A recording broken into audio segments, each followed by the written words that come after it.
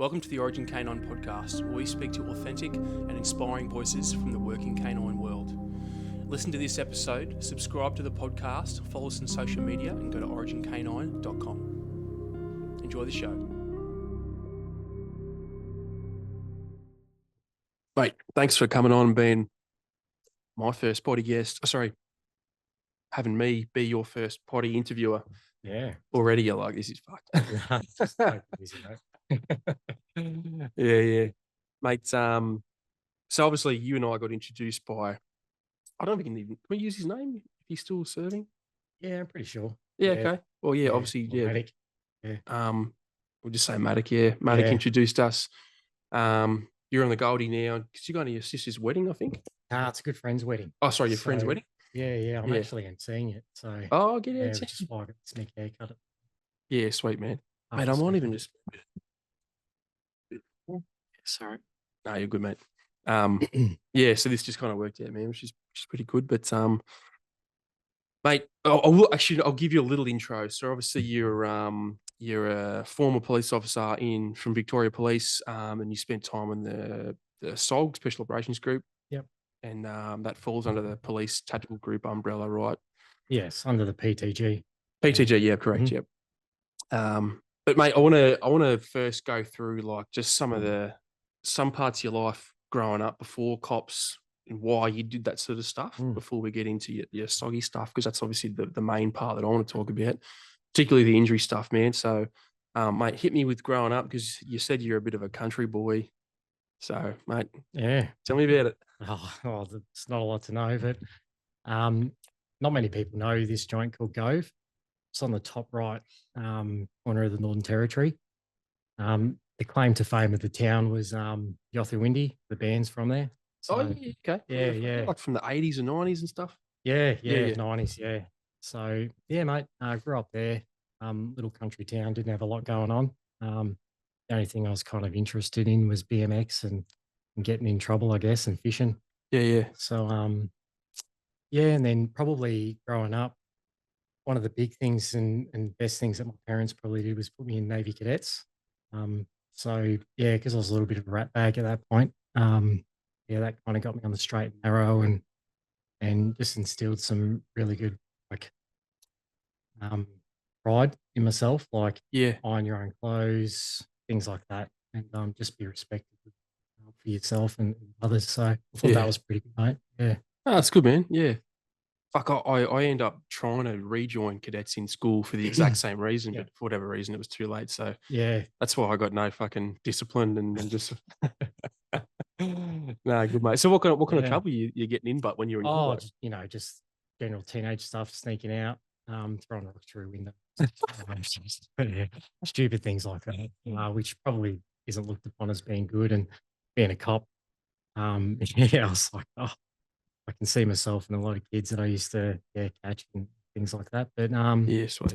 Yeah, I'll just put it down to being a country town. You just got nothing to do really. But I was always playing sport as well. So that kept me pretty busy, and I think that kind of is why the parents ended up moving us to Queensland. So after when I was about 12, 13, we moved to Queensland, and we where do we leave? Gladstone for a couple of years, and then Brisbane City. Schooling. So Gladstone's up north, right? Near Rockhampton, Central Queensland. Yeah, that's it. Yeah, so I lived there for a little while, and some good barra fishing around there. You're frothing the fishing, man. You brought it up a bunch of times, eh? What's with it? Is it just when you were a kid you just fished and you just stuck with it, or? Yeah, I just find it relaxing. I can just go out there, spend time in nature, just try and look at how to catch the fish, catch it, and then have a feed, and I reckon it's cool, man. So sweet. Yeah, so I don't mind it. It's funny, but when you like bring up, dumb shit like throwing rocks through windows and fucking, mate, it just reminded me of stuff that I'd forgotten about, like egging cars or like, I egged, Heath Ledger. I used to live in Tamarama. Yeah. We egged his house. It was about 12 months before he died too. So really? I guess I'll claim that as a kill, but. Take that. Yeah. Oh, jeez. Yeah, joke's on him, I guess. Anyway. Yeah, fuck, that's funny, man. Yeah. Oh. So why when you moved to Queensland, was that because you were doing a bunch of sport as well? Yeah, kind of. The parents in that town, like generally when you're at the teenager age, the families kind of move out. Just it's not really a town for kids. So we kind of did that, and then played sports. So played AFL, rugby, running. Yeah, it's all that kind of general stuff. Yeah. I made a couple of representative teams here and there, but I was no superstar. But yeah, Yeah. I mean, still, just man, run. like, I played a little bit of sport when I was a kid, but nothing Mm, like that. You know what I mean? Like, I think yeah. heaps of kids play sport, but especially if you get into like rep teams and stuff, at least you've got a hectic base of fitness, you know what I mean? Which Mm. probably would have set you up for later on too, soggies and whatnot. Yeah, one of the dudes, and always look back, and I reckon that's half the reason why I achieved what I did. His name was David Healy. I met him through Navy Cadets up in Gove, and the first run I ever went on, and in the back of my mind, so bring it back when I was in Gove, I was just a kid, and I remember I got a computer game called SWAT 2, and I was playing that, and I was like, oh my God, this is a legit job. And you can blow up stuff where you can snipe people and do all that. And then that kind of was the kindling of the fire. Yeah. So when I met David, I was like, oh, I've got to run. So I've got to be fit. And he used to run for Northern Territory and I'm pretty sure Australia as well. But yeah, so he's like, yeah, come for a 3K. And I remember I went for a run with him. I was absolutely gassed the whole time trying to keep up. And he was taking it easy. But one time I jumped the gutter and we're running around and he ran around the street properly, and I was just doing it the cheap way you can, I guess. And then at the end, he was like, "Oh, good effort," and I'm like, "Yeah, yeah, cool." He goes, "Yeah, but I did better than you. I had better training." What are you talking about, mate? Like, nothing. We ran the same distance, and he's like, "No, you cut corners, you cheated. So I've got better training than you. So I'm already ahead of you." And I was like, "Oh," and then always look back at that, like, don't cut corners because you're only cheating yourself. I was like, for the effort of taking extra 3 steps, would have been 3 steps ahead of where I was back then. But I was just trying to keep up with someone and I cut corners. So yeah, looking back, that's why when I guess we'll talk about it a bit later with my injury, I made sure I didn't cut any corners to try and get back to achieve what I wanted to achieve. Yeah. Yeah. Mm, Interesting, man. Yeah. And I know like we were chatting offline about now what you do now. You talk about people that have like influenced you in your life and whatnot. mm. So that's an interesting observation. How old were you when you were doing that? I met Dave about 11, 12 in the first run. Yeah. Yeah, so that's how I started the cadets, I guess. Yeah. Did you realize that at the time? So that's something you thought about when you were after that run. You were like, oh, don't cut corners, do it properly. Mate, it ate me Yeah. up for nights, just being like, because I hate losing. Yeah. And I was like, I can't believe this prick. So he ran better than me. So even now, like, I can't run now, but when I was training and running, like, I get like these shudders if I walk on grass or if I cut corners. Yeah, it still haunts me. So, yeah, which is my inner nuffy, I guess. Which is your what, sorry? Oh, my inner crazy. So, yeah. What's the word you use? Oh, nuffy. That's nuffy. What's that? Yeah, I don't know. Just people use it. People retards, I guess. You know, nothing. Yeah. Nuffy, Yeah. numpty, nuffy. Yeah, Mm, sweet. I'm using that. mm. Cool. Oh, sweet, man. Yeah. And then yes, obviously the video game thing. And it sounds kind of silly. It Mm. would sound silly to some people, like a video game or a movie. So for me, it was like, Black Hawk Down, Yeah. Band of Brothers, Saving Private Ryan. That's the stuff that made me go, oh, Yeah. I'd love to be in the military. And Mm. then reading about history or whatever. But Yeah. that's how simple it can be. Hey, like just playing a video game and going, get fucked. That's what I can do. It's sick.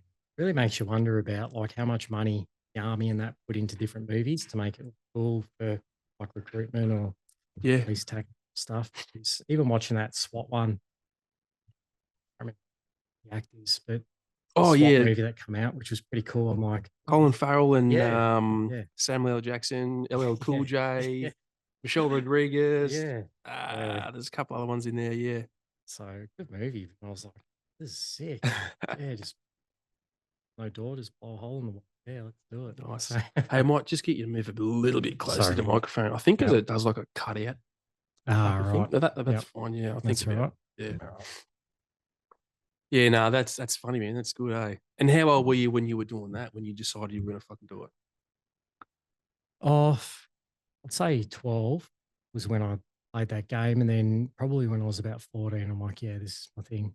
So that's after watching movies Yeah, and all the other doing sort your of own stuff. Encyclopedia Britannica and having a look and all that. Because yeah, back in those days, it wasn't a lot getting around. So Yeah. yeah, Mate, and what year was that? 99, I reckon. Oh shit, 99, really? 2000, Fuck, uh, how old are you, bro? 36. Oh, Yeah, you're only a year older than me. Yeah, yeah. yeah. I guess that makes sense. Yeah. Mm. So what about like when September 11 come around? Did that change your thinking about cops versus military, for example? Always wanted to join the military. I don't have many regrets and stuff in life, but that's probably one of them. Um, and I remember at the time, like my family just flat out talked me out of joining the military because I always thought after the cadets, I'm like, yep, my next step's army, and then progress from there.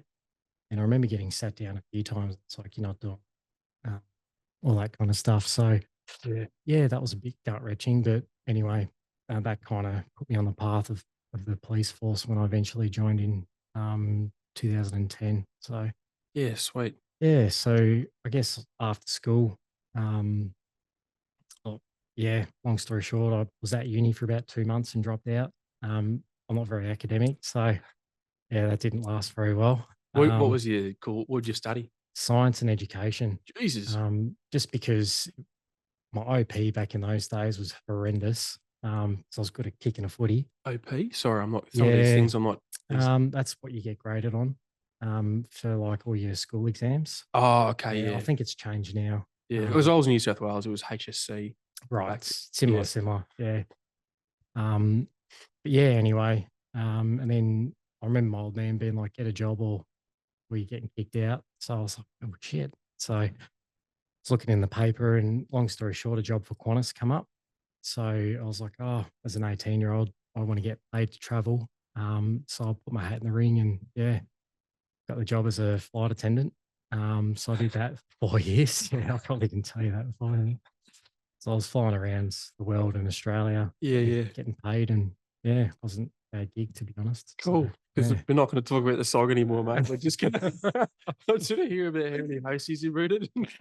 yeah, You have a missus now? I do. Yeah, Oh, okay, yeah. sweet. We won't. We'll talk about it offline for hours. As a single bloke, it was a good. Yeah, it was a very good career. So Yeah. yeah, as a single dude, Yeah, yeah, hectic. so wasn't too bad. Yeah, Mate, legit, like, tell me, yeah. like, because I'm probably like everyone else. I just think all the hosties are chicks and gay dudes. Oh, that's That's what I think. that's most of them. Yeah, Yeah. yeah, And why is that? What's like serious question? Like yeah. I've got a theory about why I think it is, but why is that? Yeah, I get asked that a bit, and I'll put it down to, um, I think because the grooming standards are high and look after yourself, but it's very transient. Yep. So I think, yeah, I don't know. It's just appealing for that kind of stuff. Um, yeah, maybe just the transient lifestyle. Yeah, not sure. Yeah. Mm. My at the risk of offending fucking everyone, actually no, probably no one would give a fuck that listens to my potty, but my theory is, and it's so interesting you bring this up, is that women and gay dudes are far more disarming and like have like a calming effect, if that makes sense, as Yeah. opposed to like someone like me, for example, that I don't know, I would think I would give off a much different vibe. Whereas Mm. in a cabin in a flying fucking school bus, you want everyone to be calm and relaxed and know that things are under control, and you want somebody that's has that calming, disarming influence, if that makes sense. Yeah. Right. That's my Yeah. theory. I mean, Yeah. That's it could pretty be, deep, but yeah. yeah, it could be fucking load of shit. But then again, like Yeah. who would sit around and come up with that idea and then make some sort of like, Yeah. Right. I don't know. Yeah. No, I don't know, mate. How would you Yeah. recruit for that? Exactly. Yeah. Yeah. Don't know. Sit down and yeah. So you did 4 years Anyway. as a hostie. Yeah, 4 years. So it wasn't too bad. And I always saw it as a stepping stone. Yep. Is as an 18-year-old, my maturity level was quite low. So I was, yeah, doing dumb shit to be honest. So In the job. on the gas. Oh yeah, yeah, yeah, So yeah. yeah. So anyway, I had to mature pretty quick when I went to Qantas because you're going overseas and things like that. Representing the business and the country and Yeah, pretty much. yeah. So yeah, and it was good. I got paid. Had some pretty cool experiences, met some cool people, lifelong friends and that. And then yeah, it's easy to fall into a job and like I remember speaking to a few people there and they're like, yeah, I only joined to do it for a few years and like next minute, 20 years later and they're still doing it. Yeah. So I guess the straw that broke the camel's back was just, I'll tell this story a few times. I remember like I was sounds silly, on the drinks cart and there was a dude working the opposite end and this passenger was like, oh, can I have a can of Coke? And the dude's like, yeah, here's one. He's like, oh, can I get the second one? I'm just going to smack it and go to sleep. And he's like, no, you can wait your turn till I serve everyone else. And I just remember saying, mate, just give him a Coke. Like, we got a billion of them down in the back alley. Just give it to him, keep him happy, keep going. So, Yeah. anyway, I was like, it's too many bricks that I'm with here. So, Yeah, time to gotcha. leave. And is that so that's part of the culture too? There's a few fuckwits in there, Oh, there's a lot. I In guess. my opinion, there is. Yeah. But there's a lot of good people as well. So, yeah. It makes sense, dude, because you were Mm. just saying it's that real transience to the job, right? You're constantly changing location, the crew you're working with, passengers. Mm. So I reckon it'd be an ideal place for like a psychopath or a narcissist to work because, Maybe, yeah. well, just those neurotic sort of people, because you don't Yeah. have to hang around the same people for so long. You won't get discovered. You can be a rotten cunt and then like move on if it just gets lost in the noise, if that makes sense. Like I imagine Yeah. that's probably whether they choose it or not, but yeah, it'd be an ideal place for someone like that to work. Mm. Yeah, it makes sense. Yeah, Yeah, because yeah. I mean, yeah, you reckon there's a lot of fuckwits in there? Well, I don't know, maybe. It's funny, so there's a lot of dudes that probably had a hard time, I reckon, when they came out to their families. Like yeah, listen to heaps of guys talk about that kind of stuff, and it's like, oh, that's pretty bad. Like their families disown them, especially back in those times. Oh, sorry, actually, you mean coming out like as gay? Yeah, Yeah, gotcha, yeah. gotcha. Yeah, yeah, So I reckon kind of, yeah, they're probably running away from that, I guess. yeah, Yeah, it makes sense. yeah. Okay, interesting. Yeah, but yeah, yeah. Just trying to think of funny stories that I normally tell people as a fly. Yeah. So I remember oh, this is going to sound bad. I was I was only 18, 19, Yeah, trying to pick up chicks occasionally on the flight and stuff. And like passengers. yeah, yeah. Yes. And I remember there was a good looking chick there and I was like, oh, she's not too bad. So I wrote my number down on a napkin. Um, and I had a look and she was sitting next to a really old dude. And I was like, surely that's not them. I'm gonna have a crack here. So I was on the drinks cart and I'm like, oh, what can I get you? Like, ma'am. And she's like, oh, just a Diet Coke. And I was like, oh, sweet. It's your lucky day. This Diet Coke comes with my number. And, and everyone's around me, like, I could see my peripheral just rolling their eyes and stuff. And yeah, and I'm thinking I'm a big dog here. Anyway, and then I said to the old dude next to her, I'm like, oh, excuse me, sir, can I get you a drink? She goes, yeah. As a father, I'd like a Diet Coke with that special. With us. Yeah, and I was like, oh, I just went red because I was 18. I didn't know what to do. And then Yeah. people are clapping around me. And I was like, oh, that's probably one of the most embarrassing moments. Yeah. Did you end up fucking No. no? Oh, Devo. I was gonna say, like, it's pretty good. Yeah, I tried, but yeah. But as in like, but you physically gave the number, right? Yeah, of course. But and she Yeah, took yeah. it, Yeah, yeah, yeah. but you Yeah. just nothing happened. No. Ah, fuck Devo, So man. yeah. Anyway. Devo. Maybe Yeah. if she listens to the podcast. Oh no, you gotta miss his now. That's Anyway. right. Ah, sweet. Yes, I did that for 4 years and then 2010 joined the police force. It's a 22-year-old. So Yeah. 22, 20, yeah. So 22, 23.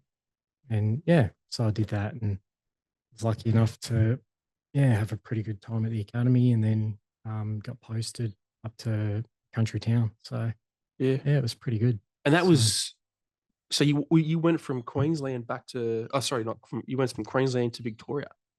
yeah, so during the flighty thing, I was kind of setting myself up to join the police force. Yep. So after I think 2 years at Qantas in Brizzy, I took a transfer to Melbourne. to be long haul out of Melbourne, with the foresight of joining the Melbourne Police Force. So my granddad was actually a cop in Melbourne as well. So, and then looking up, I was like, oh, the SOG, that's probably the end game, what I wanted to go for. And then, yeah, my grandfather and the kind of heritage of, being family policing and stuff. I was like, I'll give that a crack in there. So, yeah, so that's why I went to Victoria, because everyone's like, why don't you stay in Queensland? Sunny weather and stuff. But yeah, that's the reason. Yeah, because before we did this, I thought, oh fuck, he must be a Melbourne boy, and I was going to ask you a bit about the Melbourne culture of growing up and whatnot, because it's a little bit foreign to me. I was in Sydney, but I know it's similar, but it's kind of different. But yeah, anyway. But mate, I just want to wrap up the hosty thing, not in some fucking rotten way, but like just the real dumb hosty questions, like turbulence, for example. I've jumped out of a heap of planes, right? I've been on fucking million flights, but I still hate turbulence. I don't know what it is about it. Like it just gives me the heebie-jeebies. What's the fucking go with turbulence? Do you have like some hectic? I've had some hectic ones. Yeah. I've been lifted off my feet a few times. Does it scare you? Do you give a fuck, or are you just like, it's part of the process? Oh, if it's your time, bro. You just gotta ride it. You can't do anything about it. That's what I'll tell myself when I get on a plane. It sounds real fucking macabre or whatever, but I'm like, man, if this plane goes down, I'm like, no, screaming will get you nowhere. Yeah, so, I've lived a pretty good life, man. I just fucking had a few good turbulence ones, where sometimes you got to go into the seats and normal seats, and that freaks the passengers out and things. Because you've got to maintain your composure. Like, it's all good, guys. Pretty much, yeah. When you're fucking smacking the roof and like. Mate, I remember I was going to LA once, and it was pretty rough, and I strapped myself in, and I was like, "This is a pretty bad one." And there was a newish type chick, and she strapped herself in the chair facing the passengers, and then she started losing her mind. And then it just set everyone else off, all the passengers, because they're all look at you. Like as soon as there's a bump, all the eyes just go straight to you. Yeah, and you're just sitting there like, it's normal, part of the job. And she's like, oh, this is a big one. That one was, yeah. Yeah, sometimes it's there, but I'm probably more paranoid now as a passenger. Yeah. Yeah, because I'm like, what's that? Because you have more time to think. Yeah. Get in your own head. But yeah, mate.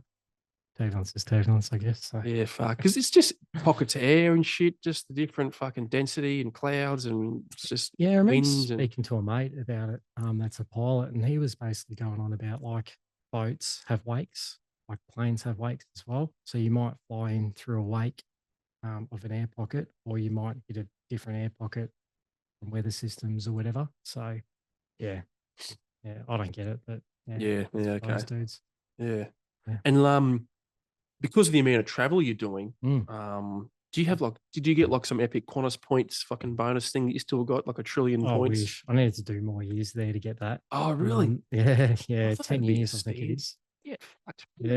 Yeah. So no, I couldn't stick it out for that long. But the but I got on your staff travel when you are an employee, sick discount. Yeah. I think it was $200 return to Vegas, I think, at one point back in 2005 or something, 2006. Yeah. Yeah, it was ridiculous, the prices you pay as a staff member. Yeah. And when you actually go somewhere and you go to Vegas or whatever, are you really there having a holiday chilling out sometimes, or are you there for a night or two and then you're gone? And it's a full holiday. Yeah. So yeah. And they put you up, right? Yeah. So literally you don't have to think. So you fly in to a destination, there's a bus waiting for you. All the crew get on the bus, you go to a hotel. They're like, see you in 3 days, 5 days, 2 days, whatever it may be. The next thing is, and then all you have to do is just be down the hotel lobby to be picked up at the bus to go.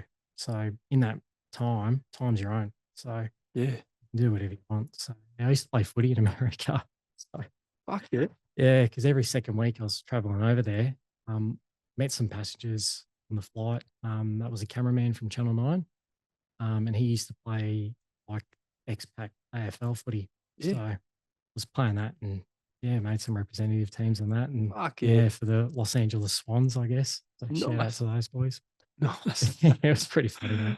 It's Steve, man. Yeah. Because I've known without getting myself in trouble, I've known a few hosties over my in my years. Mhm. No dudes. So I've just never had the chance to like ask these dumbass questions. I was always pretty busy Yeah. when I was hanging with the other hosties. So Yeah, right. yeah, So, no, yeah, good. but yeah, man. So, yeah, don't get me wrong, I copped it a lot. I still cop it from being a hostie.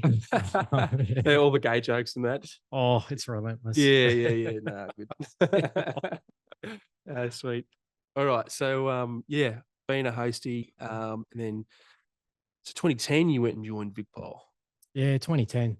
So, yeah, it was pretty good. I was pretty junior, like I was pretty young, when you think about it, and because you don't know what you don't know, I guess.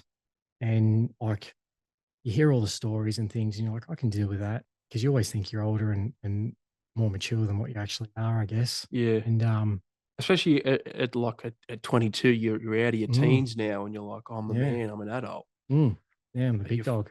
you're really not, eh? Yeah, Really not, mate. Yeah. yeah, 100%.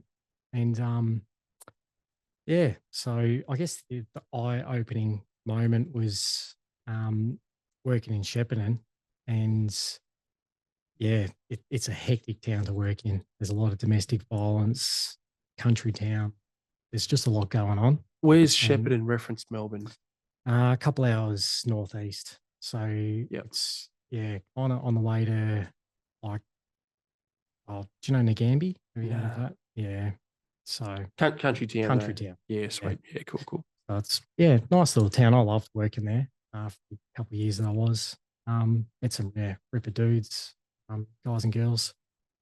And yeah, what was it? Eye-opening moment. So yeah, going to a domestic violence job where, there might be a couple that are in their 40s just, want to kill each other. And it's like, oh, I'm giving advice here and I don't even know next week Yeah. what I'm eating for dinner, I guess. But you're also not smacking up your fucking missus. So Yeah, yeah. yeah. Um, yeah, and then I guess one thing I was like, oh, this job's pretty hectic was the first fatal I guess I went to.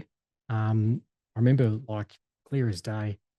It was a car crash, come in on the radio. Oof. Um, yeah, bad car accident, and you don't know what you're walking into till you get there.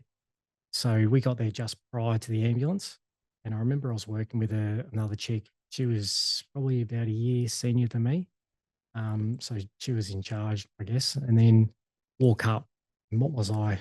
Would have been 23. She would have been probably late 20s. And I remember an old farmer come up, and all I saw was the side of a car, and I could see the underbody of the car. So it was on its side, and it was wrapped around a tree Mm. ultimately.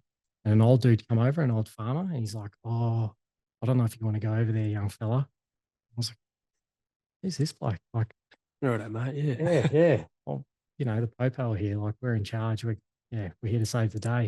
And then I remember walking around, and then basically the guy was hanging out of the window of the driver's side, and he was just screaming, and his eyes just follow you.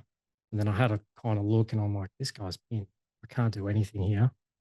And yeah, So I missed that. He's still alive. yeah, still alive. Yeah, gotcha. Yeah, Yeah. yeah, screaming away, and then his missus who was in the car, they're an Ugh. elderly couple. Yeah, she was in pieces. So yeah, she was already dead. And then it's like, geez, and you just stand there doing nothing.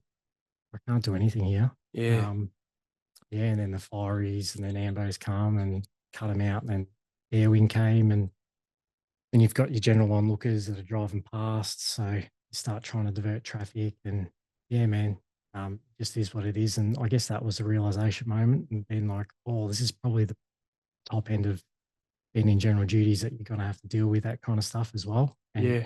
And in the community, you just got to have to, help people and when they're at their worst. So yeah. Yeah. And did that obviously it's stuck in your mind. Um is that something that ever bothered you over the years, or you just happened to remember it because it was the first one? I think it's the first one. Yeah. Yeah, yeah. I just happen to remember that one, to be honest. But yeah, um, yeah, it's not like they stick in my mind all the time. Like if I really have a deep dive and think about the ones I went to, you could probably think about it, but just only if it's significant, first one, or you've helped other people at other ones. Something you can Um, relate to, for example. yeah, Yeah. yeah, that's right. So, Yeah, hectic, mate. Because and I remember the like in Afghanistan, the first like casualty I ever saw was a dude with Mm, no fucking legs and like mhm, shrapnel through his stomach and up in his face and shit. And I carried this mm, dude and the searched him or whatever. And like the first second or two that I saw this dude, I was like, oh, oh fuck, this is it. Like we're here, sort of thing. yep, And then it was just like, oh fucking whatever, mate. yeah, But and I think like, and it's never bothered me. mm, I remember it vividly, but it's yep, never bothered me because I yeah, think because I was um not to fucking talk about me too much, but I think because I was prepared for it, I was like, well, I know what I'm going to fucking do and see over here. So I was just like, oh mm, fuck, that was just sort of part of it. Was that sort of what you found, or were you quite shocked by it? yeah. Probably like like looking back, you can probably prepare people more for that kind of stuff, I reckon, through the Yeah, academy. yeah, I guess, but a lot of the policing's learning on the job. mm, So I think it helps the fact like distancing yourself. You can't become too attached because if you're a third person in it, you can really like separate yourself. I think when you become too attached to different scenes or something, that's when it can potentially start affecting you. That's what I found in my experience anyway. yeah, Yeah. So if yeah, you can relate to them, then there's that pathway, and you're like, oh, that could have been me, or that could have been such and such, and then you start getting in your little vortex, and yeah, your head noise starts happening. So yeah, yeah, I think I was good at distancing myself a fair bit.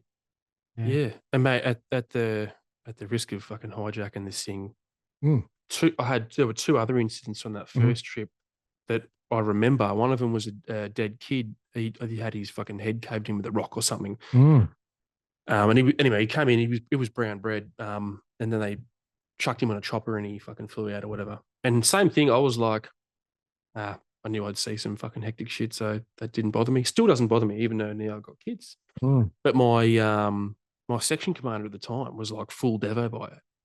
I was a real young cunt, and I was like, "Fucking get over it, mate. It's just a fucking kid, blah blah blah blah blah, whatever." And Mhm, he had kids, and I didn't, but I just never related to it, and I just mm, couldn't make that connection.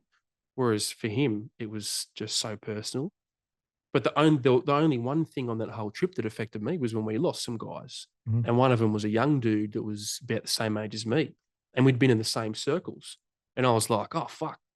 I wasn't prepared to see a dude like me die, if that made sense. And it was the Yeah, it only does. thing that from that whole trip that affected me.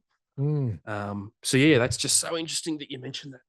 Do you reckon if you were to go back now, have the same experience having kids now, do you reckon it would affect you like Oh that, Sergeant? yeah, mate, Yeah. 100%. Yeah, it'd fucking fry me, bro. Mm, It really would, man. I'm telling you, like I would, I think I know enough about myself now, and that I wouldn't go well being exposed to something like that now. yep. Like I said, back then, I just because it wasn't part of my ecosystem, Mm, I was removed from it. yep. I was like, Yeah. yeah, it's war, whatever. But the young dude that looked like me, I was like, oh fuck, Yep. that could be me. So yeah, I don't Gotcha. know. Yeah. Anyway, enough Makes about sense. my Yeah. favorite topic, me. You travel this way, and I'm just fucking telling you, war. So there I was. Being a mad axe and through the patch. Yeah, I was like, give me two guns. Yeah. Yeah. Anyway, yeah. But mate, tell us. I want to hear a little bit more about some of the jobs when you were at GD because again, like yeah, I had like a handful of experiences like that, but man, you guys just do it all the fucking time, Oh, it's hectic. Some all the time. days are just you don't get time to eat. Yeah, Yeah. I remember I used to make my own sushi and little chicken wraps because I was training for the SOG when I was up there, but I had to keep all the food intake up and everything because I was running the work and then running home and doing all the training in between. And so you're eating on the like you're literally on the way to a job and you're eating and then you get out, do a job, whether it be domestic violence or cat in the tree or whatever it is. Yeah. legit cat in a tree. Oh no, You're just like, call the yeah, fucking that's the fire brigade for virus. fuck's sake. You just shoot the cat out of the tree. Yeah, but no, man. So yeah, it was busy. Yeah, like jobs range from everything to help people. Yeah, yeah. Trying to think of a cool one to tell you, but yeah, Mate, I think the stuff that you probably think's not that cool, they're interesting. Most people would be like, wow. Yeah. wow. Like, you know, like you Yeah. go to one, like that one, for example, Yeah. the car crash one, man, there's people who would see that, that'd ruin them for life. Mm. Ruin them for life. And you go from that to a DV, to a fucking death notice, to, you know, some fucking ice junkie or something. Like, I almost feel like Yeah. cops, and I didn't realize this till I left the military. I think you guys can take for granted how much fucking trauma you really see. Yeah, it's funny you say that. Like, I look back and I'm like, geez, like there are a lot of different jobs that could have sent me cuckoo. Yeah. And I'm not anyone special. Like, it's nearly every police officer, goes to a dead body, sees like, really bad domestic violence, has to give her a death message here or there, potentially. Yeah, man, road trauma. I reckon that's a really bad one, road trauma, to be honest. Yeah. Because it's out of your control. Where other situations you can kind of like contain it, control it. But that's just something you can't really, because it is what it is. And yeah, you have to wait for the professionals to ultimately get in the hospital. So Yeah. yeah. And I guess the pure violence and the ballistic nature of that sort of accident too would just be, Mm, like you said, it's just far beyond. You're like, you know, maybe you could put a tourniquet on or patch up a couple of holes, but ultimately, if, like you said, I would love in the passenger seat, it's just mm, fucking spaghetti. You're like, what do I do with that? correct. Yeah. Yeah. So yeah, man. Yeah, cars can be quite horrendous, and motorbikes. When I was in the TAC ward, yeah, there was a lot of people with missing limbs, all from Oof. motorbikes and car accidents and stuff. It's like, Yeah. oh, I'm just lucky that, yeah, that I've still got everything in one piece. So yeah. Do you have kids now? No, I don't. No. Yeah. Okay. Yeah, yeah. Is that something that you guys get exposed to a little bit? Not like kiddie fiddler stuff, but like just seeing the kids at the job, like a DV, for example, and It's probably like you. I reckon like back when I was doing that kind of stuff, because I didn't have kids, I was probably like didn't affect me at all because I didn't have that relation where I could be like, oh, I couldn't relate it to someone. yeah, Where I reckon if I had kids, it probably would have affected me a bit more because some of the kids are like traumatized. It's not nice, them seeing their parents scream at each other or go on, and especially when there's violence involved. So yeah, yeah, yeah, I reckon yeah, it didn't really in regards to that. yeah, I can good, see how it would others. Yeah. yeah, yeah. Mm. And I think that's like I went to join the cops after the army. I got knocked back, thank fuck. Oh, really? Yeah. Queensland. Yep. Um, Should have come to Vic, mate. well, they got low standards today. Well, I um, got in, so so yeah, and I know that some of that, like some of the kiddie fiddler stuff, I know that they don't they're not just like you're going to the fucking kiddie unit. It's some of that stuff. There's a lot of barriers up, a lot of protection around those sort of jobs because they don't just want everyone or anyone willy nilly seeing that stuff, being exposed to that stuff. If that makes oh, sense. mate, I mean, I could be wrong. That's just what I know from a I, couple of people I know a surrounding me. few people that have worked in, like I think task force jacket. That's what they call it, Yeah, and they've got their own little ways how to stop people from getting too affected. yeah. Doing those type of jobs. Hats off to those guys. I Couldn't do couldn't it, do mate. that job. No. Yeah, it's horrendous the stuff that they see, and some of the stories. I'm like, you know what? Maybe that's not for me. Like, I don't want Yeah. to know about that kind of stuff. So yeah, there's some pretty bad people out there. Oh God, To be mate. honest, so they do a good job. Yeah. So Nah, yeah, fuck, they're good on him, those type man. of dudes. It's Mm. like you said, it's just one of those things. I couldn't do it, mate. Nah, And like I've had I've got a heap of cop mates, and I remember one guy was telling me about a couple of things. Not like I wasn't like, oh, tell me about kitty fiddlers, but it was for whatever reason it came up in this conversation, and I was like, I was really shocked by it. I'm like, I thought had my ignorance bubble burst about a lot of things, and I was mm, like, that's a real thing. He's like, yeah, no, it's a fucking real thing. I won't even go into what it was, but mm, I'm just like, man, that's something I wouldn't have even thought of. You know what I mean? So it's just yeah, some of that shit. yeah. To be honest, I don't want to know. I'd rather have my Mm. fucking ignorance bubble intact for that kind of stuff, especially having I've got two daughters now. So yeah. Anyway, Yeah. Yeah. I guess like sum it up in the general duties, like I really enjoyed my time there, and like what we were saying before the show and things, before we started this podcast, like you were like you like to make a positive impact. And I think that's why I liked doing the domestic violence jobs that were legitimate, because you're making a positive impact to help people. Because that's one of the reasons I joined the job. Like I didn't join to like I used to hate giving out speeding fines or giving out tickets, because in my own mind or my own eyes, I kind of like see that as, you're putting a monetary strain on people that probably don't have money. Yeah, Um, where I joined to help people that couldn't defend themselves or help themselves, things like that. So yeah, the domestic violence stuff, assaults, thefts, like I really liked trying to help on those type of jobs, because it was, people just trying to do their best. Other people are basically shitting on them, like for a better term. So yeah, I'll try and help with that. So when you can do jobs like that and solve crimes, and I think that's why so many cops get into the detective world and things, because you can do bigger jobs and you get more time to investigate and wrap that stuff up. You actually feel good about yourself. yeah, So court stuff aside, like getting in the court's a big process. That's out of your control, the court stuff and what people get. But just working towards that goal to help people, like, yeah, you can pat yourself on the back. So, yeah, there's a lot of cops that do really good work out there and help a lot of people. So, yeah. yeah, man, yeah. And I'm sure you guys get a fucking. I'm not too sure about the police perception thing down there, but I'm sure you get a fucking real bad rap Oh, 100%, sometimes, mate. Yeah. especially in Melbourne because it's a little bit wokey down there, right? It's not Oh, mate, quite it's a horrendous. yeah, And COVID kind of killed that, I think. Sent a lot of police. Like I had a lot of general duty mates in the police force, and like the COVID lockdown restrictions just messed with their head, because they were kind of like enforcing rules that I don't think they believed in. yeah, Um, and yeah, there was just so much pressure on the police to do so much stuff and enforce it. And yeah, it was really fun, bro. So yeah, it was a bit weird, but And I want to get into. I want to ask you about that. I'm not like a political dude, but that mm, the Melbourne lockdown stuff did interest me. Um, but I want to hit that one later because you would have been in the SOG at that time, right? yeah, it was. Yep, Yeah, yep. yeah, Yeah.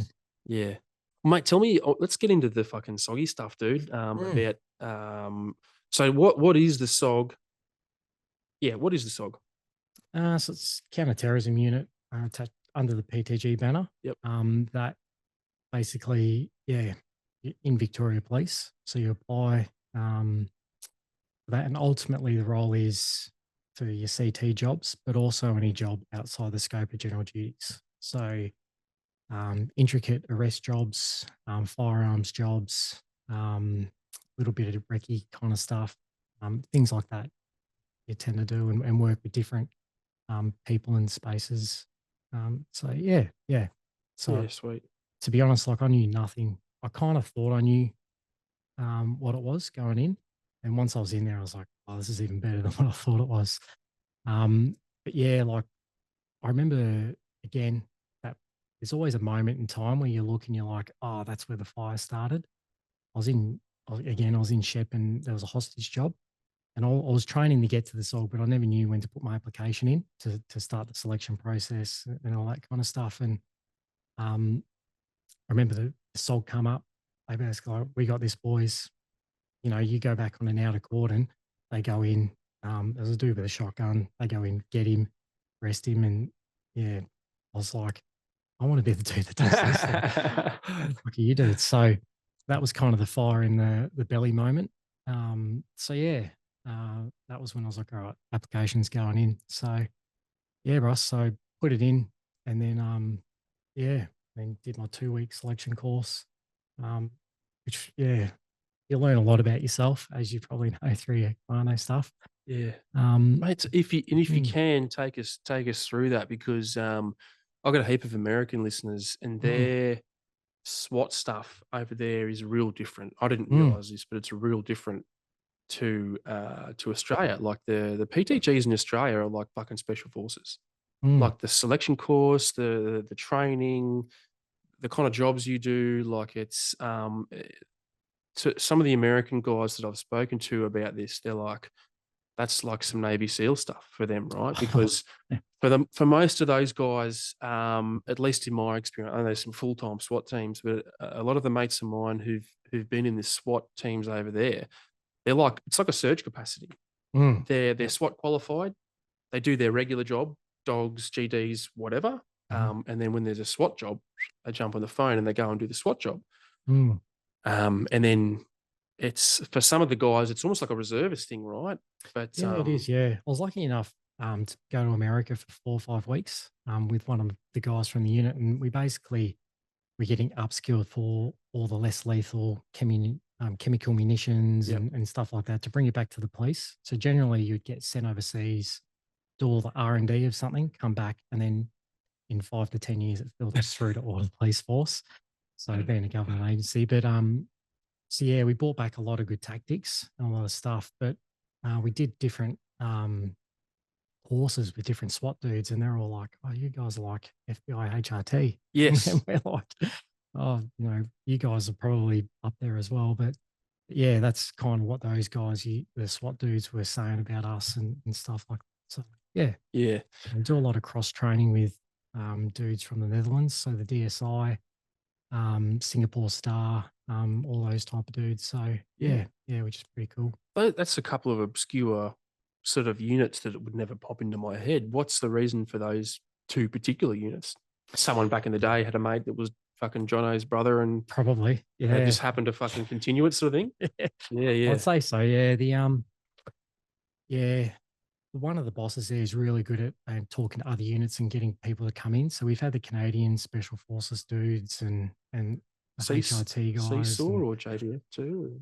oh, I'm really bad at names and acronyms.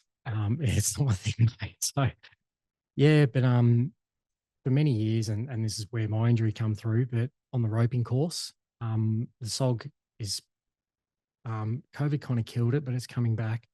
Runs an international roping course. So they put invites out to everyone. So we've had Marines from America, everyone come from the Netherlands, Hong Kong, Singapore, the Nepalese, the Gurkhas. They're intense, mate. Oh, Good. I'll Good. tell you a story later on. Remind me when I talk. But yeah, Off the body or on the body? on the body, Oh, yeah. yeah, sweet. Yeah. But they're crazy, mate.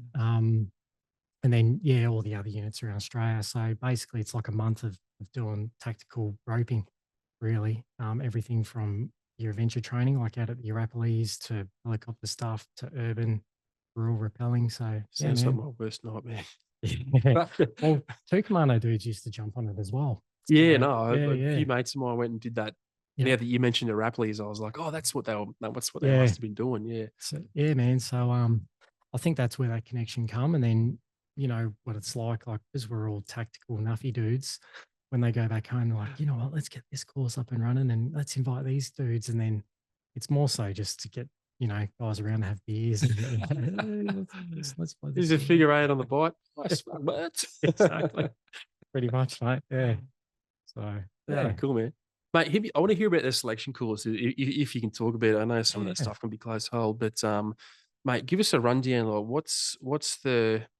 I mean, I guess it's obvious, but what's the purpose of the course? And like, can you run down what you kind of do on the course? Yeah, it's changed a little bit now to back when I went through. So I applied in 2014 and got through when I first had a crack at it. So I was pretty lucky. Um, but basically, it's just to identify people that are resilient and are very trainable.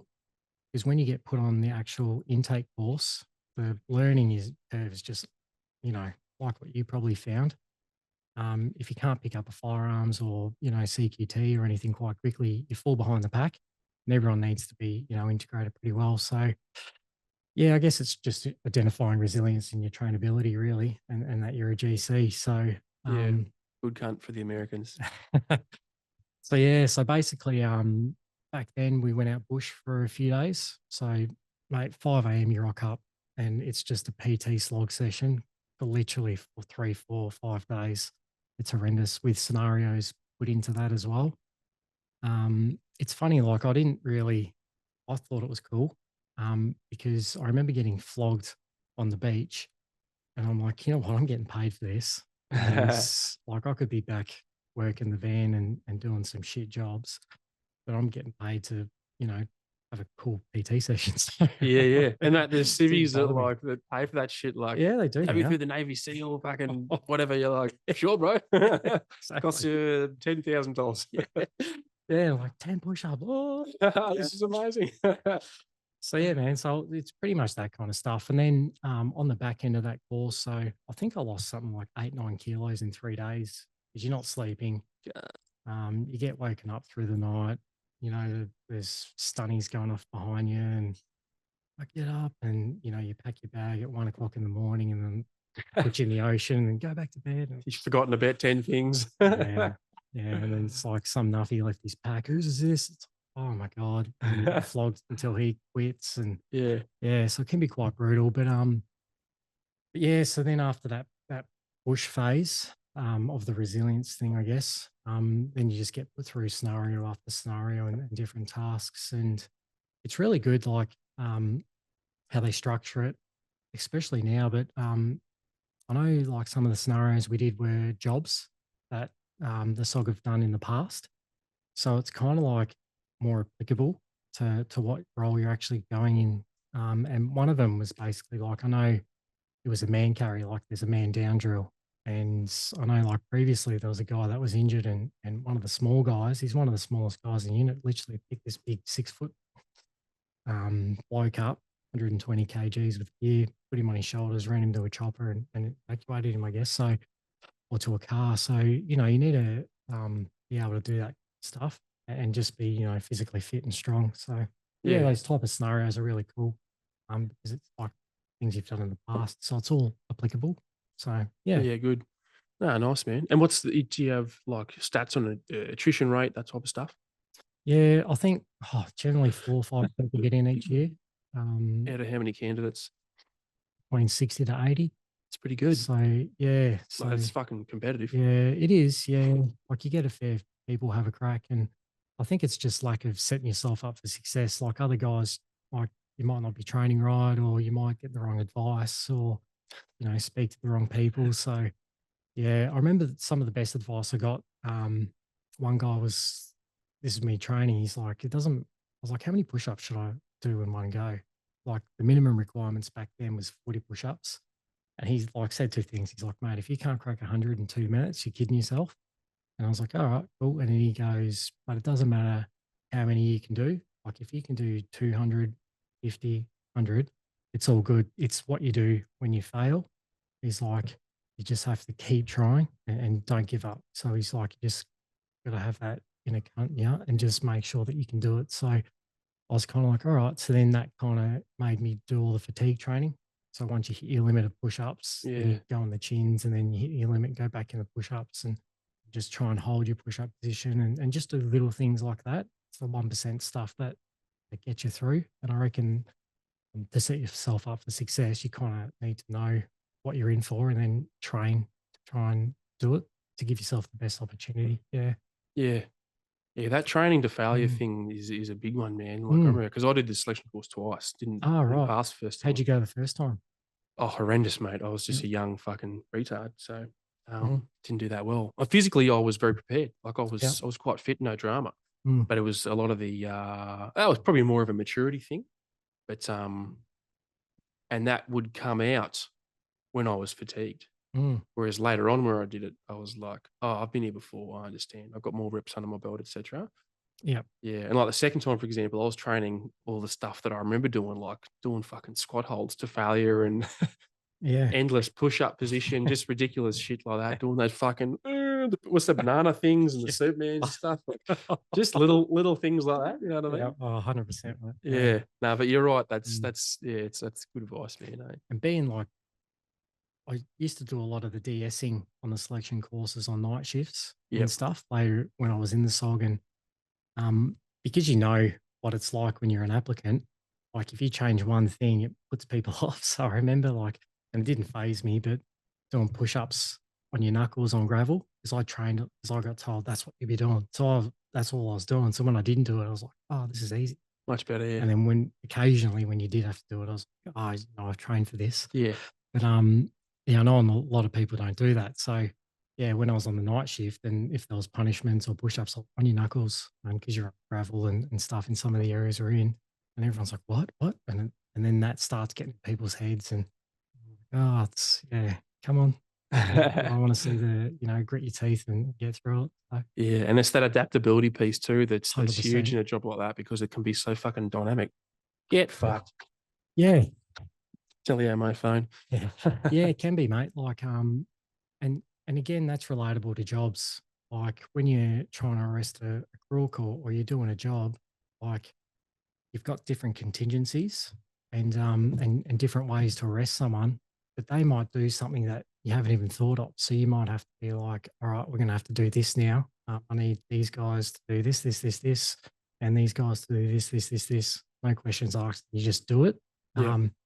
And yeah, so ultimately you want yes men that do the job and thinkers, but you want people that can adapt to that and make everything work. Because at the end of the day, you need to arrest these guys. Yeah. 100%. Yeah. Yeah. And what's it like getting into this? Oh, sorry, because you do it in the training course after that. You do your selection course, then you've got to do your skills, Yeah. right? Yeah. CQT, all that type of stuff. So after 2 weeks of the selection, then yeah, you get told if you've passed. So I think 5 of us passed. And then we ended up going, maybe 6 of us passed that course. Then you get put on like a 12, 13 week intake course.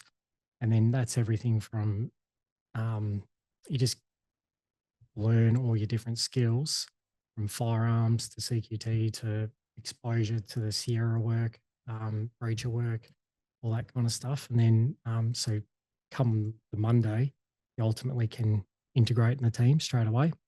There's different phases and stuff how they do that. So you do that over 12, 13 weeks. I think we lost about 2 guys on that. Just couldn't keep up with everything, or they had their own stuff going on, or some guys start the training and it's not for them. So they put their hand up. So Yeah, true. yeah, so I actually found the intake harder than what the selection was. And it was purely for the fact, like, come day one of the intake course of the 12, 13 weeker, I was like, I'm in. Like, I'm one of the boys.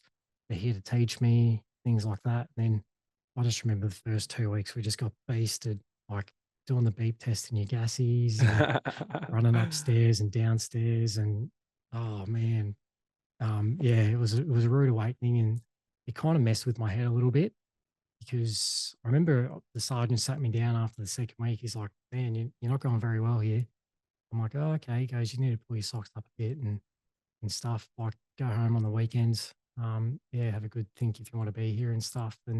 And he was being serious. He wasn't just Yeah, being like, yeah. So you got pulled in for your meetings every 2 weeks, yeah, to see how you're tracking and stuff. And yeah, I kind of sat down. I was like, you know what? I'm going to really have to separate here because it wasn't what I wanted. I wanted, to be, in there now and high fives and amongst that culture. But I guess I hadn't earned it yet. So then I kind of like over that weekend of sitting down, geez, is it for me? I was like, you know what? I'm going to have to really grit my teeth and try my best and yeah, make sure I don't leave anything unscathed. So yeah, that was a yeah, good moment, I reckon. Getting told that, because if I didn't get told that, I probably would have thought I was still killing it and then got the boot. So yeah. yeah, yeah. I guess especially if you just done that 2 week epic selection course.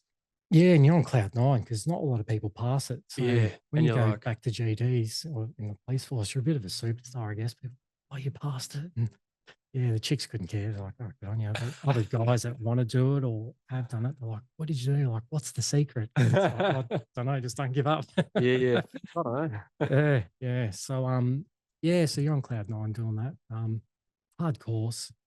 Like, I remember one of the hardest moments on the course was we did our bush week, our Sierra week, and we're out at in the sticks in country Victoria around July-ish. It's cold, raining. We didn't have any hoochies or anything, and we slept under the stars this night and bucketed down. Man, I remember all 5, 6 of us, we're literally just hugging each other, trying to keep warm. Our packs are over our heads. We're just like, It's we, we, fucked. we couldn't go in the trees. We had a designated area to sleep in. I was like, oh my God, this is horrendous. And then Yeah, and then we got Hoochies the next night and stuff. Yeah, so one of the other boys I was hugging all night, and well, he was hugging me, so Yeah, nice. that's how we kept warm. It was Oh, good. sweet. Yeah, good That's fuck. good times. It was quite stressful at the time. It's one of those things that what you probably found during your course, like, you look back and you're like, "Oh, that was cool," but at the time, you're like, "Oh, I don't wanna do that again." Yeah. Yeah, man. Because you're just in fucking survival mode. Like, I mean, I, Mm, I was anyway, just in yeah, survival mode. Like, fuck, I hope I fucking, have I got everything? Have I forgotten my fucking pack again? You know, or just, yep. I was that guy. Like, where's your pack? I'm like, oh, the pack. Oh, we need that, do we? Oh, right. Fuck. Mate, and I reckon that, like, at that time, I remember sitting there in the morning before we started, and I had a cup of tea. And we're in the bush. I brewed a little cup of tea and stuff. And I was like, you know what? I can see why the army blokes have a cup of tea. I'm ready to get fucked on here. Yeah, yeah. So I enjoyed my 2 minutes. And then, Smacking brews out in the bush. Yeah. But we had some fucking 3 zeros back then, mate. mate, yeah, big shout out to 3 zeros. Like, yeah, legit good bunch of blokes. So Yeah. yeah, 3 zeros coffee. Hey, Get on board. give us the rundown about those guys again, because like I said, I've seen a bunch of times, but it's ex cop that runs it. Yeah, yeah, yeah. So there's a few of them that come together and stuff. So basically, they form this coffee company, and they legit just help out veterans and Blue Line ambulance members. Different donations here or there. Very supportive in the PTSD space. Yep. And yeah, before the podcast today, yeah, we need a button to say, refer to that, but we spoke about some charity thing that happened last year that I was a part of. And 3 zeros, pushed advertisement out for us for KB's One Step at a Time charity. And we raised so much money through their exposure and even one of their coffee sales. They gave a portion of every sale to the charity and ultimately it funded you in sarcoma cancer research. So, yeah, Hectic, man. Yeah. good legit bunch of blokes. So yeah, 3 zeros coffee, get on board. So Yeah, get a yeah, fucking coffee in you. yeah, yeah. And for context as well, KB was a one of your veteran soggy dudes, mate. He was a dog handler too, and He was, mate. Yeah, he was. Oh, mate, the death of KB kind of affected a lot of guys, but yeah, it messed me up a little bit. really, Yeah, he was like a really good father figure for me. yeah, So he was part of my DS on my selection course. He would always give words of advice. He's one of these guys that when he spoke, everyone kind of listened. And then because I got in, I was in my early 20s, mid 20s, I should say. He was always like guiding me and helping me. He was on my first job at the SOG. I remember like being in the back of the car, just absolutely peeking off my head. And I had my balaclava helmet, all my gear going on. And the job was about 2 hours away. And he's sitting in the car. He's like, "Hey, bro, chill, relax." And then he's like, "Do you want to get a selfie? You can't get this time back." And he hated technology. Like that's where I got the propeller head thing from. oh, yeah, yeah, yeah. Got a photo together and stuff like that. And then he's like, "When I put my Bella on, that's when it's go time." And I was like, "All right, cool." So then that's kind of like the newish type dudes that come in. Like I could see peaking. I might give words of advice here or there and be like, just chill a bit. When it's time, you know, put it on. And that's my line in the scenes when I used to do jobs. Like when I put my gear on, that was when I was like, all right, focused. Yeah. And then when it was off, I was just gagging around and, Back to tickles and bump slaps and pretty yeah, much, yeah. But yeah, he ended up, why it affected so many people. I think like one day he was training with us and we're doing our shooting and on a training type cycle. And then he didn't rock up one day and dudes are like, "Oh, where is he?" And he's like, "Oh, he's in hospital." And he just had a stomach ache, went in there. And long story short, after a few scans, his body was riddled with a type of cancer called Ewing sarcoma, which is ultimately like a kid's cancer. So shit. yeah, it's rare in adults. So 6 months. And yeah, from being diagnosed, 6 months later, he passed away. So yeah, it affected a lot of people and stuff like that. And one of my good mates at work, I remember him ringing me. He's like, "What are we going to do about it?" I was like, "I don't know, mate." And then he's like, "I want to do a run and I want to, try and raise money in his name and for cancer research and get the name out there." So Oh fuck, I've seen that bloke. did that big run? Yeah, yeah, Is the same guy that he's on the yeah, socials? Yeah, yeah, yeah. I've seen that guy. yeah. Yeah, yeah. So I was like, bro, if you do the run, I'll because I can't run anymore. I was like, mate, I'll be on a pushy next to you the whole way. So that progressed into meeting two other dudes. So the four of us kind of got this charity up and running, um, or this one step at a time thing. And then we went to AFL clubs, rugby league clubs, got their support, ended up getting out there with the help of 3 Zeros Coffee. And then, and then for 7 days, literally it was about 60 to 70 kilometers a day. KG would ride next to him, just topping up water and stuff like that. And then would camp at a camp spot overnight. So the support crew would set up all the swags and things like that. Get up at 3 a.m. in the morning, start the process again. So it was about 14-hour days. And like, man, monster effort from him. Like he ended up having Achilles injuries and everything and still got through it. Just that old school toughness. But Fucking bit of grit. yeah, man. But ultimately, yeah, raised, I think for the run for KB, it was about 142 grand, I think it was. And Shit. the original goal was 50. So absolutely blew it out of the water. And raised the profile of Ewing sarcoma, which is a pretty bad childhood cancer. So yeah. Mate, so when I first launched this business, I did Mhm. like a bit of an East Coast tour and I went to a bunch of canine units, right? Just to Mm. test a few of my ideas. And obviously KB was a canine handler. Yeah. And a mate of Maddox put me in touch with a guy down at Soggy's, and I went Mhm. down and met up with the guys. And KB was there. Mm. And I had this kit laid out, and I just again, I know Jono and he knows fucking Mhm. Timmy, and that's how I sort of got in there. I was like, fuck yeah, this is awesome. And they all Yep. come in, and I remember seeing KB, and I was like, oh fuck, he's going to be one of those fucking old school cunts. He's going to poo poo everything. He's going to be like, oh, this fucking new modern age dog gear. I don't know about this. And Yeah. I don't know why. I just saw him and I just was like, oh, fuck. Yeah. This guy, I don't know about him, And then he was just a good cunt, man. He He was is. the one Yeah. that come up with some funky, cool ideas and gave me some Mm. great ideas for some of the gear that I got now. So, mate, it was like, sounds weird, but it was almost like refreshing Yep. to have a chat to that guy and be like, oh, what a fucking good cunt.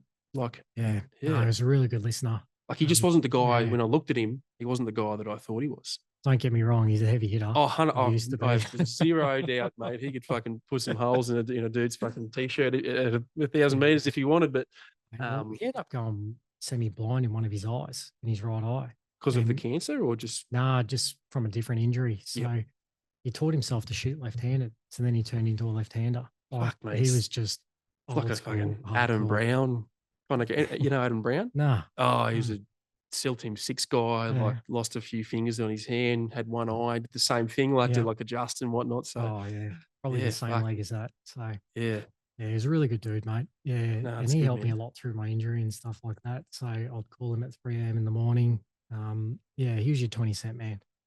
So, or your 50 cent man, whatever you do, in the pay boxes, how you'd have a coin, you could have, a few seconds to say something and you need someone to pick up the phone and be there for you. Oh, right. Like he was your man. Like, if you called him, he would be there for you, whatever it was. Mate, I was So, just about to say, yeah. it's what me and a mate of mine call 3 a.m. friends. Ironically, you said you call them at 3 a.m. Like, Yeah. that's that mate. You're like, Yeah. 3 a.m., call them up. Hey, bring a Yeah. shovel, leave your phone at home. Like, meet me Correct. here. That's Yeah. the kind of guy. Yeah. He No, was one that's of those fucking, dudes. that's awesome, So, mate. Eh? yeah. Yeah. Yeah. Yeah. So, Fuck, man. I remember that. Eh? mm, Like, for whatever reason, I looked at him and I was like, whoa, I don't know about this guy. And then he was just a real good cunt. mm, And then I don't know why, what it was, the dude just stuck in my head. yep. He just stuck in my head for ages and ages and ages. And then I remembered him when I saw this one step at a time thing. And Mm, I was like, God, that's the fucking guy I met down at the Soggies. mm, Fuck, that's devastating, man. Eh? yeah. Because all Yeah. the guys loved him, mate. They were all the doggies were frothing over him, Yeah. Everyone and did. yeah, Like even people in the police force, if anyone had any contact with him, like he was just one of the best dudes getting around. Always had good advice. Yeah, yeah, really good dude. Really good dude. yeah. So, And I might have my timelines here mixed up, but I think he was in the Soggies back when the Port Arthur was going on, or was he sort of just in after that? I reckon he was in after that. Yeah, okay. Yeah, he was in for a fair while. because I know he was like part of the Yeah. furniture there. He'd been around for a long Oh, a time. Like, long time, mate. Yeah. yeah, Yeah. He was in OR for I don't even know how many years, a long time. But yeah. Yeah, I'm not sure about timelines. yeah, okay, yeah, Yeah. yeah. No, just the guy I was the point of contact that I was chatting to.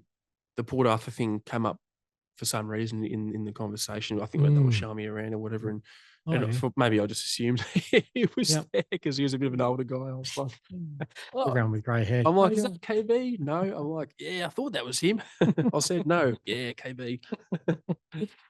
Yeah, okay, Yeah. yeah, no, fuck, devastating, but Mm. fuck, man, it's Yeah. So like turn that negative into a positive, I guess. And, 100%. his name can live on and, I don't know if this is widely discussed or whatever, but in the inner circle of the SOG now, like there's a KB award and stuff like that in his memory. So it's quite a nice, touching tribute and things like that the group's done in his name. So Yeah, yeah, it's really good, mate. So his yeah, name will live on and instill good practices amongst the dudes, which is cool. So yeah, and that's that yeah. stuff we're talking about offline, mate. Like that sort of impact, you know what I mean? Like, Mm, unfortunately for him, it was posthumous impact, so to speak. I'm sure he had a heap of impact when he was alive, but mm, I guess his biggest legacy is now going to be post passing away. So yeah, correct. Yeah. yeah, that's intense, mate. Mm, Um, fuck, that's mate. Let's leave KB there, man. We'll start to we'll change gears a bit, I reckon. yeah, nice. Yeah. Actually, last thing about KB, I remember Yep. his son reached out, um, Oh yeah. and on Instagram, and I think because I reshared a story Actually, or you know something. what? He spoke to me Oh, really? about it. Yeah, I had coffee with him and he's like, "Do you know this guy?" Actually, yeah, from Origin Canine. And it hasn't even clicked until now. And Yeah. I was like, Okay. "No, Yeah. I don't know him, mate." Like, yeah, I was still working there at the time. In the soggies. Yeah. Yeah. Was I still there or I just left? But yeah, anyway. Um, yeah, I remember talking to him about it. Yeah. Yeah. That's right. Yeah. And mate, I like. I'm not sort of saying that like I was some fucking, you know, I literally met the dude once and I shared a story or something when he passed Oh, away. But yeah, his son reached yep. out and was like, "Oh, that's my dad," and I was like, "Get fucked." Yeah. Yeah, and it just I don't know. The whole thing just highlighted to me how small this kind of world is. You know what I Mm, mean? We all operate in the same kind of circles, and there's like you said, like you knew the guy, he knew who I was, and yep. yeah. Yeah. Anyway, Oh, there you go. No, mate, he's a nearly a spitting image of him. yeah, Just okay, the way he talks, holds himself. Yeah, it's good. yeah, no, So nice man. yeah. Yeah, well, mate, I want to hear about because you said you did a couple of years at Soggies then before you got injured, and then you did like a fair stint after that as well. Yeah, I was pretty junior. Of course, everyone you start at day zero when you first get in there, and then you kind of have to prove yourself. So I guess you just got to work hard, really. And being a young dude, I probably messed up a little bit or had too many gags, so probably got a few guys offside. I remember, like in the lunchroom, I met one guy for the first time, and I was like, "G'day, Sergeant. My name's such and such," and he's like, "Oh, cool young fella. The microwave's dirty." And I just remember being like, "Oh, I'm starting from zero Okay, again." I get But it. I think it's good, like, because when you first get in, you got to sweep, do the bins, do all the ordering of the fridge items and commodities and stuff like that, like peanut butter, bread, milk. But it's kind of like starting from scratch, building that base level and having that pride, and then work your way up with different responsibilities. So I think it kind of kept me in check a little bit on those type of things and kicking cars and doing all that in the weird way. Yeah, So yeah, man, did that for I think I was in for about 18 odd months, 24 months, and then I was getting into the roping side of stuff at that point. So I was doing all that. So I was a part of the roping courses, things like that. Did some external courses and things, and on your additional work and jobs. So yeah, if you're not doing jobs, you're training. That's ultimately what you're doing and preparing and just upskilling. Um, yeah, so that's pretty much all I was doing really is just working on your firearm quals, and you generally do about that 12 to 18 months before you start to specialize in different things. And back when I first started in there, like the two main things that you really specialize in was the sniper work or the Sierras and the breacher stuff. being in the country, I just love shooting. So that I was always going to go into that type of stream.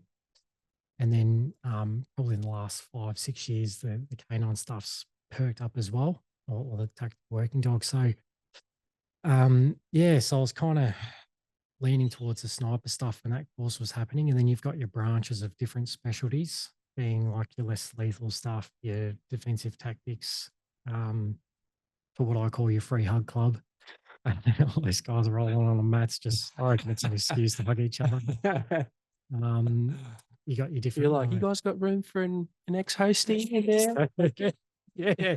Come on, Donna, you know what it's like. Yeah, normally I do it without clothes. But on a plane, yeah. But yeah, medic stuff. The medic stuff kind of last 5, 6 years. Kind of went up there, roping, driving, yeah, everything you can think about in that technical realm, as you're probably well aware of doing your commando stuff. So yeah, that kind of interests me, the roping and the sniping, and then yeah, we can talk about my injury now if you want. Mate, we'll have a quick piss break, I yeah. reckon, because I want to hit you up about a couple of your first sort of jobs, the typical sort of jobs that we're looking at. Yep. Just to sort of set the scene so people know like what the soggy does and yeah, you guys fucking operate to a degree. So I'll just pause the recording or I won't. We'll take a massive piss. Pause? Yeah, there's the pause.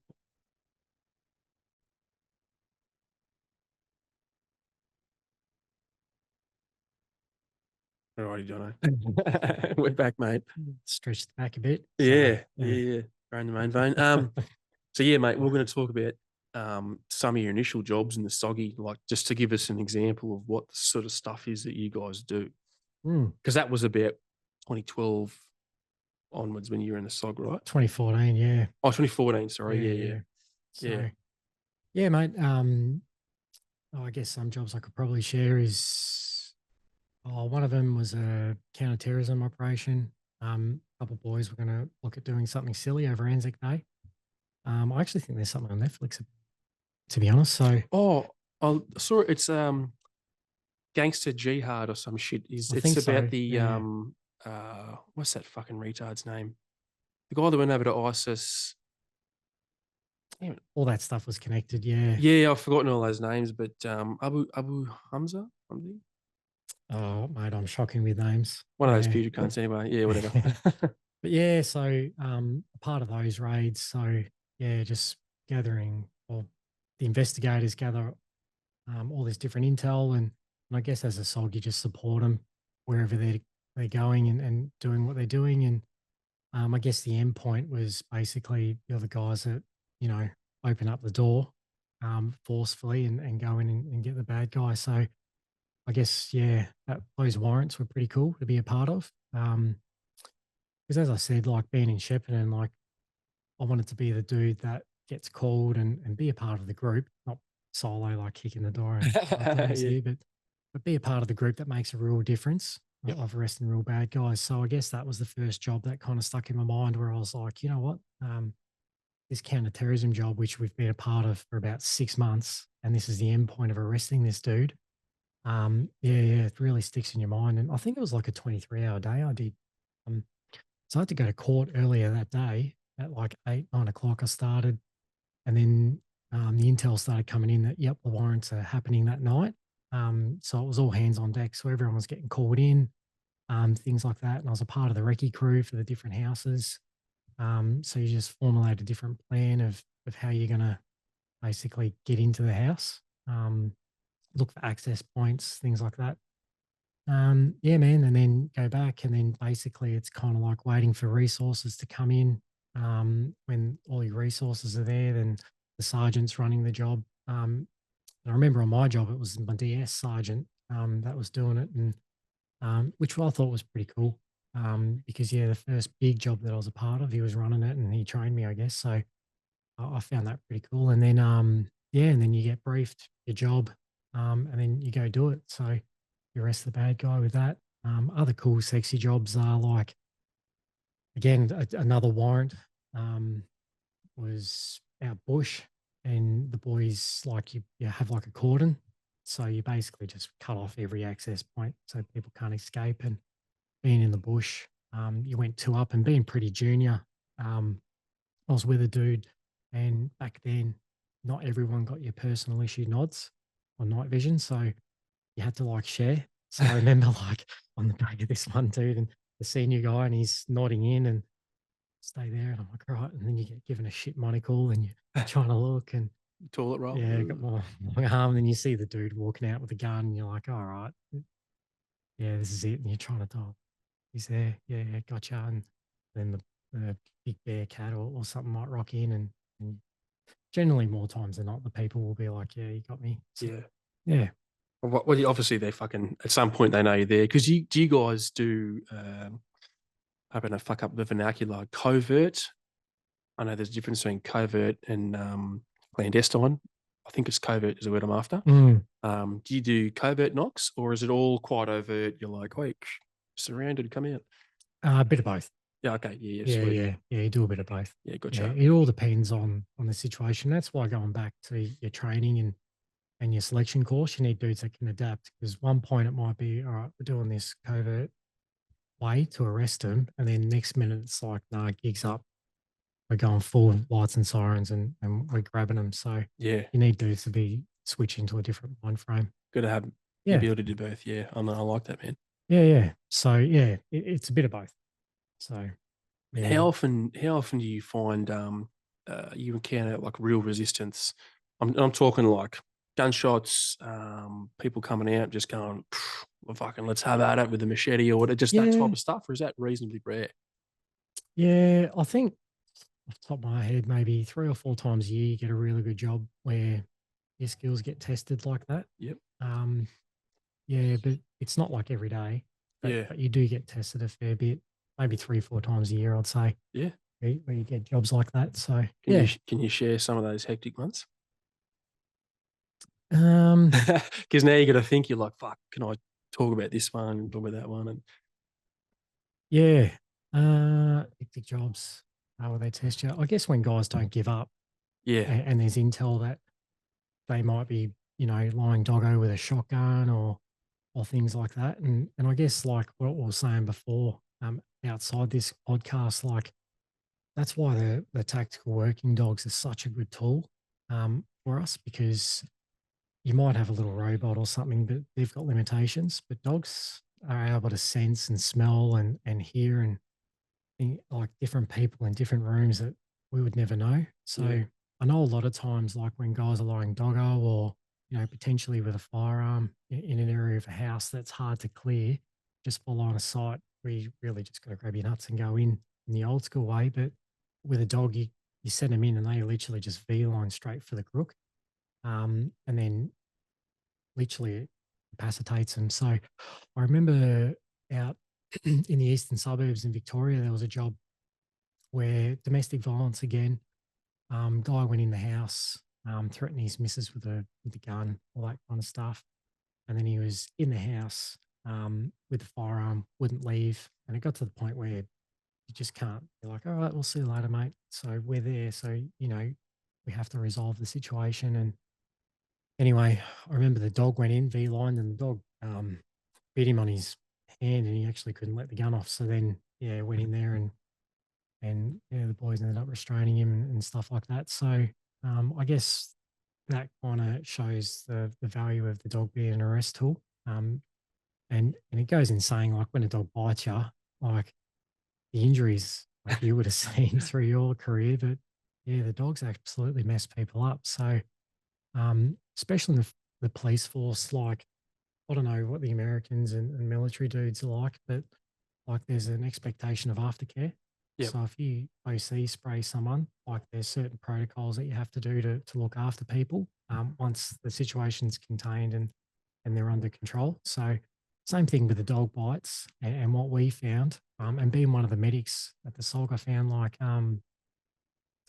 when the dogs were given like really bad lacerations or different bleeds on the extremities of limbs and whatnot, um, you've got that expectation of giving him aftercare. And it kind of sounds ludicrous that these dudes potentially have gone in and might shoot at you or come at you with a knife or something, and then you resolve it, and then you're expected to look after them. And yeah, to a lot of people, my mates are like, "Why? Like, how do you actually do that?" Yeah. And it's kind of like the way I kind of saw it in my own mind. It's like giving that professional service.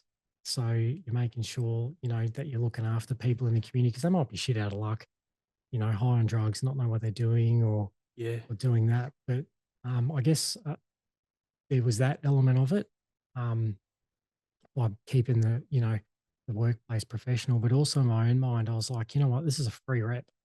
Like if I get to patch this 100%. rook up, like this is like me at Tuesdays and Thursdays and Saturday game day of just training, training, training. So if one of my good friends, one of the boys, to someone in the public, if they get whacked by something really bad, or shot, stabbed, car accident, whatever it may be, Rogue, dog bite, road fucking dog anything. Yeah, bite, yeah. yeah, I can be like, you know what, I can call on those notches on the belt that I've had in regards to patching people up and be like, "Oh, I remember that. I did this," and go do it and, save a life. So, yeah, it was kind of training for grand final day and providing a service of that aftercare. So, Yeah. yeah. And mate, I've heard some police forces refer to the public as clients. Yeah, right. In that Mm, same way, I can see why. I Yeah. think it's Queensland Police that does it, but they're like, yeah, the public, the people we deal with, essentially we're a business providing a service, and they are the client. Mm, And then I'm sure there's some people that fucking hate the way that they refer to that, but I think the way you explained it is kind of probably a bit better. You're like, there's a full spectrum of what we are expected to do to you. Part of it's fuck you up if you're a spastic. The other part is, yeah, we've got to make sure that your dog bite doesn't get infected and you don't lose a limb or, whatever, like all that sort of stuff that goes with yeah, it. correct. Because it's just an arrest tool at the end of the day. But yeah, Yeah. yeah, you don't want to like the police force is there to enforce the rules, I guess, and to make sure it's a safe community. And it's up to the law courts and that to dictate who are the bad dudes and put them away. So yeah, effectively, like going back to what the SOG is, I guess they're an arrest tool in themselves. Yeah. Investigators use to make the community safer for the guys that are probably doing some harm. So What about the lethal stuff? I mean, that's obviously, fuck, I imagine it's really rare mm. to get a job where you guys go lethal. And it's probably not something you maybe you can or can't talk about it, but what's the proclivity for that type of stuff? I'm sure it's not very often, right? No, it's not very often at all. Pretty rare, yeah. Yeah, and I think it's testament to like all the training and upskilling and stuff that the group does in itself. And because you don't effectively like taking a life's the worst thing you can do, really. I think to a point. But like, yeah, to make it safer in a safer community, like to have different arrest options. Where you're not doing that endpoint. I think there's been a lot of times where it could have resulted in death, but because of different trainings and stuff, it stopped that from happening, and guys have been arrested, alive and safely. Whether what their injuries were, that's a different story, but Yeah. it's part of the parcel sometimes and part of doing business. So, Yeah, true, man. Yeah, that makes sense the way you sort of explain that as well. So, um, mate, let's I want to hit up on your injury, dude, because you obviously got fucked up. mm, And then you essentially put your service on hold for like 2 years, and then like me having been through a similar process, I understand the complexities and all the mm. things that go on in that process. But mate, can you hit us with I want to hear your story about your injury, obviously how it happened, and then the recovery process. Yeah, so I was on a roping course, Do doing that. Yeah, I shivered now with all things roping. Just be careful. you still do it, or you? Oh, hell no. Okay. No, no. I go in 2 steps and that's enough for me. Yeah, yeah, Yeah, yeah, single story house from now. But yeah. yeah, mate, just doing a rappelling exercise and so I was still attached to the rope on one of the descenders, single rope, and then yeah, went off the ledge about 25 meters up and it didn't stop. And then I pretty much hit the concrete from there. So it was a bit of a surreal experience doing that. Is this live Yeah, job or training? training. Yeah. Yeah, Okay. yeah, we Yeah. we're Yeah. training at Yeah. this point. So So how yeah, far was the fall? Yeah, between 20 to 25 meters it was. It's no So joke, eh? yeah, yeah, yeah. I was living that day. Yeah. Yeah. So but yeah, so was doing that. So yeah, and I kind of put it down to like, have you heard of the Swiss cheese model with when how accidents happen? Oh, the holes just have to line Correct. up. There's Yeah. yeah, it's And pretty fucking rare, but it's yeah, and I think it's like that. There was just a lot of little things that lined up, and effectively, I was the person at the end of that last hole. That yeah, that succumbed to it. So yeah, with that hit the ground. I remember, I remember it pretty vividly. Because I didn't hit my head, I landed feet first. So um, have you broken a bone before? coccyx. That's it. Coccyx? Oh yeah, roping.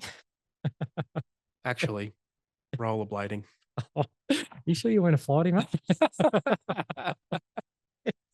My Yeah, rollerblading injury wouldn't allow me to gotcha. Yeah, yeah, gotcha. legit fucking rollerblading. Four in a piece or single line, inline? I don't know what either of those things means, but You know the rollerblades, how they've got the four ones. oh, it was the single line. Oh, so speed demon. Yeah, yeah. Right, No, I was a bit yeah, of a loose character, mate. No, I yeah. was a. We're supposed to talk about your injury. I was on a fucking vertical half pipe, sorry. And yeah, I was like 12, 13, 14, something like that. But yeah, I was gonna do a drop in, and in the last minute, I fucking dropped Yep, my nuts and I was like, "Ugh, not doing this." And I tried to lean back, but I kept yep, rolling forward, and I just went and then gotcha. like fell Yeah, down the ramp and landed like yeah, like a fucking in an L sit yep. straight on my ass like this.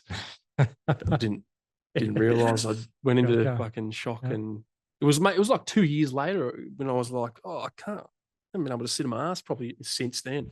Yeah, right. It took me a while to realize, but Yeah, gotcha. anyway, long story short, I'm fucking hard cunt, so I got over it.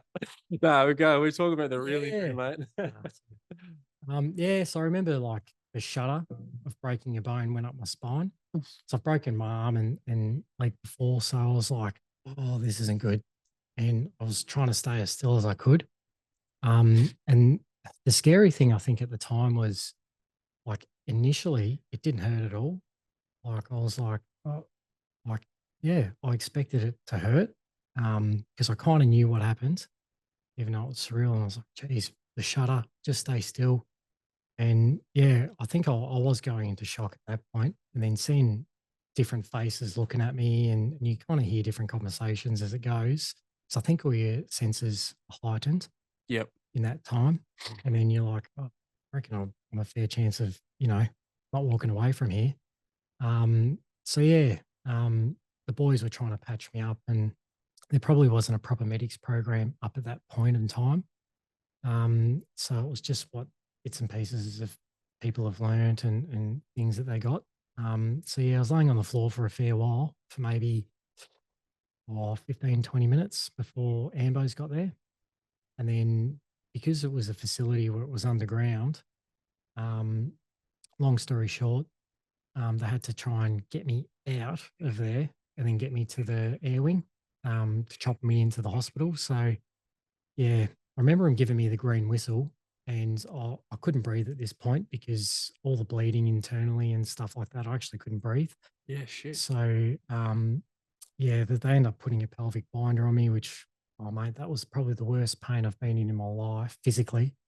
Sorry, explain pelvic binder. Yeah, so from fall from heights car accidents, it's presumed that your pelvis might break. So it's called an open book fracture, where your pelvis basically opens, and your pelvis holds a lot of your veins, arteries, things like that. So you can potentially lose up to about 2.5 liters of blood just from a busted pelvis. So that's a big thing from like motor collision accidents for motorbike riders, things like that, pedestrians that get hit or whatnot. So I think the stop or limit that bleeding, kind of like what a TQ does on an arterial bleed, is putting this pelvic binder on your pelvis. So Oh, I um, think I know what it is. It's looks like a big tourniquet, but it's got layers, right? It's like yeah, almost got like three or four things, and it's yep. uh, And there's a tensioning thing on it. So yeah, okay, I know what it yeah, is now. Yeah, and I think where the break was on my back to where the pelvic binder was placed probably put a little bit of stress on that. So I think that's where the pain come from because, oh, mate, I was in agony when that went on. And then, yeah, so Ambo's got there. I was like, I'm hit or miss here. And then listening to different conversations, like you're like, oh, am I going to die? And you kind of like, "No, surely not. And this is a dream, or I'm going to walk. I don't know. And Yeah. you start Fuck. like playing everything in your head and what ifs. I think like in your own mind, that could be the biggest killer. And then they end up knocking me out with some. I think they gave me some ketamine to make me happy again.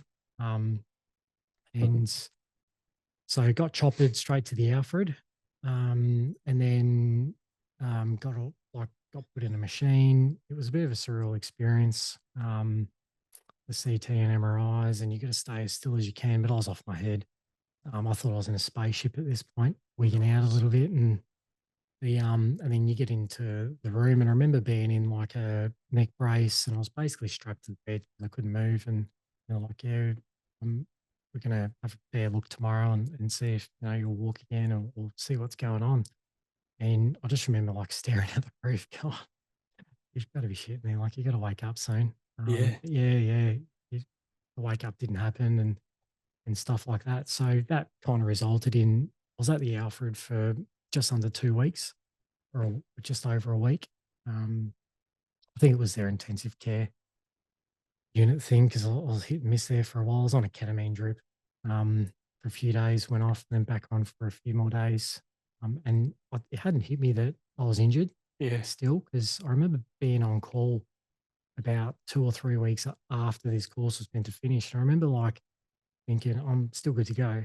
Like, even though they say I'm banged up, like, I actually feel good. And it was just me being on ketamine and not being, you know, there Yeah. in the hospital. And yeah, and I was having conversations with people that weren't there Fucking hell. and wigging out. But I think that's just the effects of that. But yeah, and then after the Alfred and it started the recovery process, I guess, I was transferred to the TAC ward, um, which is another hospital. And I was there for about 3, 4 months, just there as a patient. So I had my own room. I'd do physio twice a day, Monday to Friday. I'd get wheelchaired. I was in a wheelchair for a little while. So they'd wheel me down to there. I'd do literally a 1 kilo weight and stuff like that. And then I think I was in that hospital for about 2 weeks. Um, and then, yeah, I remember it's funny. The I remember the first, it was the second or third day I got transferred to the new hospital and all the boys from the course, so they're all over from the world. And it was, as I said, like there was a That couple, same course. Yeah. yeah, it was one of those courses. So because you hit the gas every 2 or 3 nights with them, you become like, they're all your mates, you know? So then I remember I got told I was getting wheeled back from physio and I got told, "Oh, the boys are in the theatre." I was like, "I don't want to see who's here." Like I'm cooked. Like getting out of bed and just getting wheelchaired was like agony. Yeah. And um and then yeah, because I was in a brace from my pelvis to my shoulder. Yeah, I'll show you photos later, but Yeah. yeah, couldn't move at all. And I was literally just had to lay down and just the way that the injury was, which yeah was a compression burst fracture, which rested on my spinal cord. So it's quite lucky. But the of my L1, but I remember being like, the boys can't see me in a wheelchair, and my pride and ego was really a big thing back then, Yeah. and 100%. I just couldn't deal with what was going on, and my head was spinning, and I was like, I'm walking in, and I remember, don't be stupid, and I was like, no, no, I'm walking in, and I remember one of the guys who's still there, he's like, no, mate, like we'll just wheel you in. I was like, no, fucking stop the wheelchair now. I'm gonna walk in. So it was a little cafeteria room in the hospital, and I remember it would have been maybe 20 meters. They stopped me at the corner, and then I got crutches. They gave me some crutches, and I literally just crutched in. And then I had a chair in the middle of the room, and the boys were there. And it's kind of like a semi guard of honor, I think. I think they thought that that was me forever. Yeah. Um, Yeah. True. I mean, it fucking could have been. so, Sure. I'm yeah. sure. Yeah. Yeah. So then sat down in the chair, and they presented me a few gifts and high fives. And they're like, yeah, we're off now, back to our flights to wherever we're going and stuff like that. So nice to meet you and all the best. So it was a really good thing. But my pride, I didn't want to see him, let them see me all messed up. Yeah. And mate, that was bad. And then, yeah, 2 weeks later, I found out I also had a broken femur, my left femur that was missed in the hospital. So, yeah, then I was put in a leg brace and, yeah, so I had that up and running. And so I had, yeah, a few little hurdles, in hospital. And so getting out of hospital was pretty much, so I'll go back. So you make like bonds with certain people. And I actually listened to one of your podcasts, with Paul Warren. Yeah. Oh, Yeah. yeah, we're talking about this, yeah. Yeah, and he was talking about like doing his rehab, and he met a few of his mates through rehab, and, oh, he did this and he got there before me and stuff like that. And like I can honestly say like rehab is probably one of the loneliest places you can ever do. And I'll touch on that when I go back to my program. But if you don't have that support network around you, it is the worst. Because yeah, you live in a nightmare. But in hospital itself, you kind of do all the rehab with all these strangers together. Yeah. So I remember like you form really good friendships and stuff like that with them. So you'd have your own little goals and things like that. And I remember like I'd achieved my goal. What I wanted to do was to get into the SOG and help people. And I had ticked a few of those jobs off. I remember staring at the brief going, feeling sorry for myself. I can't do this. Like I literally can't do this anymore. So I remember just getting into my wheelchair and wheeling into the cafeteria area, that little cafe at 2, 3 o'clock in the morning, and just wanted to make a cup of tea, get out of bed, and yeah, high on meds. And I remember there was one guy who was a couple of rooms down from me. His name was Damo, and he was a young 18-year-old kid. He got banged up in a really bad car accident. And I guess I go back to why road trauma is so bad, because you hear the stats of fatalities, but you don't hear the stats of the injured people. And the Mm. injured people, oh mate, it's astronomical and it's life-changing injuries. Like this 18-year-old kid who wanted to be a fire in a landscaper, and just for like that was his goal in life. That's all he wanted to do. But the result from his injuries, like colostomy bag for life, Oh, shortened brutal. legged, had a crutch for life, with a limp. Like he would never get there and stuff like that. Um, just with his physical, um, you know, injuries, he just wouldn't be able to do it realistically. And so wheeling in the chair, and he was in there. He wheeled in himself because he's in a wheelchair at this point too. So it was wheelchair break. But um, he was like, "Hey, don't I smile? What's wrong, mate?" And I was like, "Hey," and he's like, "Oh, we're still alive, bro." And I was like, "Ah, yeah, we are, aren't we?" And I remember going back and I just sat in my room and I actually got a little bit emotional. I was like, "Fuck, there's this young kid that is up and about. He's messed himself up, but he's still saying smile and stuff." And then here's me feeling sorry for myself. I got to achieve my goal and stuff like that. I'm like, who am I to have pity on myself? So then that was kind of the light bulb moment where I'm like, you know what? I'm going to not take things for granted. I'm going to treat people nice. And, if I can get back to the group, I will. And I'll try my hardest, but I'm not going to give up, because, yeah, that's not me. And I'm fortunate enough to achieve what I did. So I'm going to try and help other people to do that. And that was a testament to Damo and things. And one of my good mates, um, Tim, he has a really good saying that he got off one of his friends and stuff. And he banged himself up in a chopper incident 10 years prior to me. And he was really good at guiding me with different coping mechanisms and that. And he basically was like the bonds formed through shared adversity is quite privileged. And he's like, that's testament, from people like that. So he's like, your selection course, you always have a certain bond with your intake buddies because you've all gone through the same stuff together. And then going through my injury, I've always got a bond with those people that I was in hospital with, like my next door neighbor Jen, Damo, the other Damo, and a couple of the nurses as well, because you all go through that process together and you help each other, but you also are at each other's you're around each other at your lowest points. Yeah. So yeah, man. So that was kind of the light bulb moment to try and get back into the police force. From that, yeah. Yeah, it's profound, man, hey? I mean, Mm. especially because you were probably still quite young at that stage too, and then Yeah, it was about 27, I think. Yeah, yeah, fuck, 27, mate. 28. Yeah, What year was that? 2016. Yeah, 16. Yeah, and fuck. Yeah, like to feel like at 27 you fucking just lost, Oh, mate, like you could have lost everything, my whole identity by death or back injury. then. Yeah, 100% your Yeah, identity, mate. yeah. Yeah. And I was always told I'd never get back to work. I'd never do this, do that, do that. And I was like, and yeah, I just had to kind of block that negative type things out. And then, yeah, pull my socks up. So, yeah, I guess that's kind of one thing that, don't get me wrong, like I stumbled on the way Like that, heaps. yeah, that wasn't like the last fucking Nah. down moment. Yeah, Oh, 100%. mate. Yeah, Yeah, it yeah. was a roller coaster ride for years and years because effectively, like, you need help in all areas from psych, injury, physical, like help in all areas. And I remember, like, I'd never seen a psych before. And other than the Your compulsory psych mandatory sessions one. that How you you have to do, going? and yeah, How's that job? Mate, it's yeah, fine. Yeah. yeah. You Ready back to sleeping all work? right? Yeah, Yeah, fine. all the time. Yeah. Yeah, It's back to work.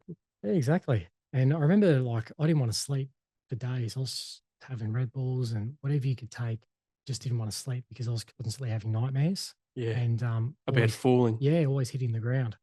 And it was just messing me up. So I was going crazy. And I remember my girlfriend at the time, she's like, dropping me off for a nut job. And I was like, oh, yeah, no worries. I'm fine. But I remember going into my first psych session and I said to the girl, I'm like, I'm not crazy, but can't sleep, having flashbacks, you know, carry a knife on me. Um, even though I could only just walk to the kitchen and back. I was paranoid that someone would come in because I guess if I felt like, oh, oh, what's the word? I kind of lost my train of thought. Um, Carrying a knife, but you probably feel a bit exposed and yeah, vulnerable, yeah, maybe. vulnerable. Yeah, I was very vulnerable because everything was out of my control. So, and then she said the best thing that she probably could to me. Being like a bit of a macho man back then. She's like, "Oh, what do you do if you tear a hamstring?" And I was like, "Oh, go to a doctor, get a scan, go to a physio, condition, strengthen, then get back." She's like, "Well, you've hurt something in your head. I'm your doctor. Let's patch that up, get it right, and get back to work." And I was like, "Oh, that rings pretty true." And I'm like, "Yeah, it makes sense." And that's the language that I understand, opposed to very scientific. So that was really good advice in that. And then I guess like I had to really think about and sit down and be like, how do I actually get back to work in at the SOG? Because like to get back, I thought it would be a harder process. So in that, I had physio, osteo, psych, a strength and conditioning coach, and I basically took it as a full time job of doing that. And I'm not going to go down the rabbit hole, but work cover pay for absolutely nothing. So I ended up having to sell my house. So I sold my house. Get So fucked. yeah, yeah, Really? so I could afford this. So I was about 40, 50K in the deep of medical bills and things like that. And for Um, context, for the people listening, work cover is like the insurance yeah, for police, right? yeah, Which you yeah. would assume is a given. Yeah, you Yeah. would assume, but Oh, well, yeah. what's the injury? XYZ. Where'd it happen? At work. Mm, Not liable. correct, yeah. One thing that, like they pay the government amount of what they regulate as what an injury is, and work cover is not set up for long-term injuries. It's you break your arm, have surgery, have your plaster, good to go, get back. Long-term injuries, it's just not that kind of process. So for the likes of myself, like they covered a physio session at a certain rate, but to see a back specialist physio, you're actually paying more. So I had to pay that gap payment. And then to get additional services, because they only approve one session, you had to, it's all out of pocket. So all my additional services I was paying for myself. And being on work cover, you're at a reduced rate as well for your wage. So yeah, that's why I ended up selling my joint. So and I was kind of in the process, like I'm all in here. And to get back, I had to make sure I do it properly. And again, like that lesson I learned back in the territory, like don't take any shortcuts. So I had to make sure that I was doing everything right. And I overdid it a lot, like in regards to, I remember being like, No doubt. Yeah. I've got to make sure I can do my 3.2K time trial. I was taking 8 tramadol and then going for a run. And that would put me in bed for 2, 3 days because then I couldn't feel one of my legs and everything would go dead. But yeah, that was probably stupid stuff I used to do. But That was stuff that's how determined I was. And then I just had to train smarter. So then people would come up with different plans and different training programs for me with no weight stuff and try and get back and take those shortcuts where I could. But it's so typical, mate, of people like us that we're used to going full ham on something, Mm, not used to slowing down. mm, And I'm sure you've got plenty of insights into that sort of stuff too. But yeah. like, fuck, mate, it takes years and years and years to develop, like to get that idea into your head that you're like, I'm allowed to slow down, allowed to fucking take my time with this thing. You know what I mean? Yeah. Yeah. And that's probably the worst. It's funny you say that. That's the worst thing I've kind of seen in all the operators that get injured is because we're so regimented. You're like, all right, what's the injury? It's an 8-week injury. All right, in 8 weeks, I'm going to achieve this. And but when you don't achieve that, because when you're properly banged up, you're properly banged up.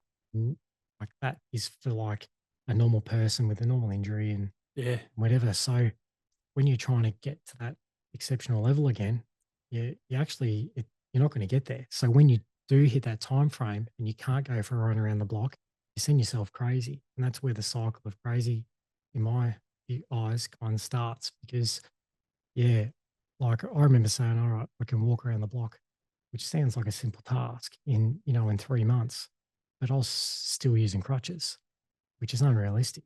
Yeah. And that's why I talk about support services. Like one of the guys at work, he literally used to pick me up from my house, drive me to the oval, walk around the oval with me, and I'd literally take about half an hour to walk 100 meters. And he would pick me up and then take me home. And that was my physio session for the week. And just having dudes like that there, like kind of keeps you honest and yeah, stops you in your own head. And yeah, it's really important to have support for injured guys. I reckon. Yeah, And how much of that was like? Because you said were you still an inpatient at this point?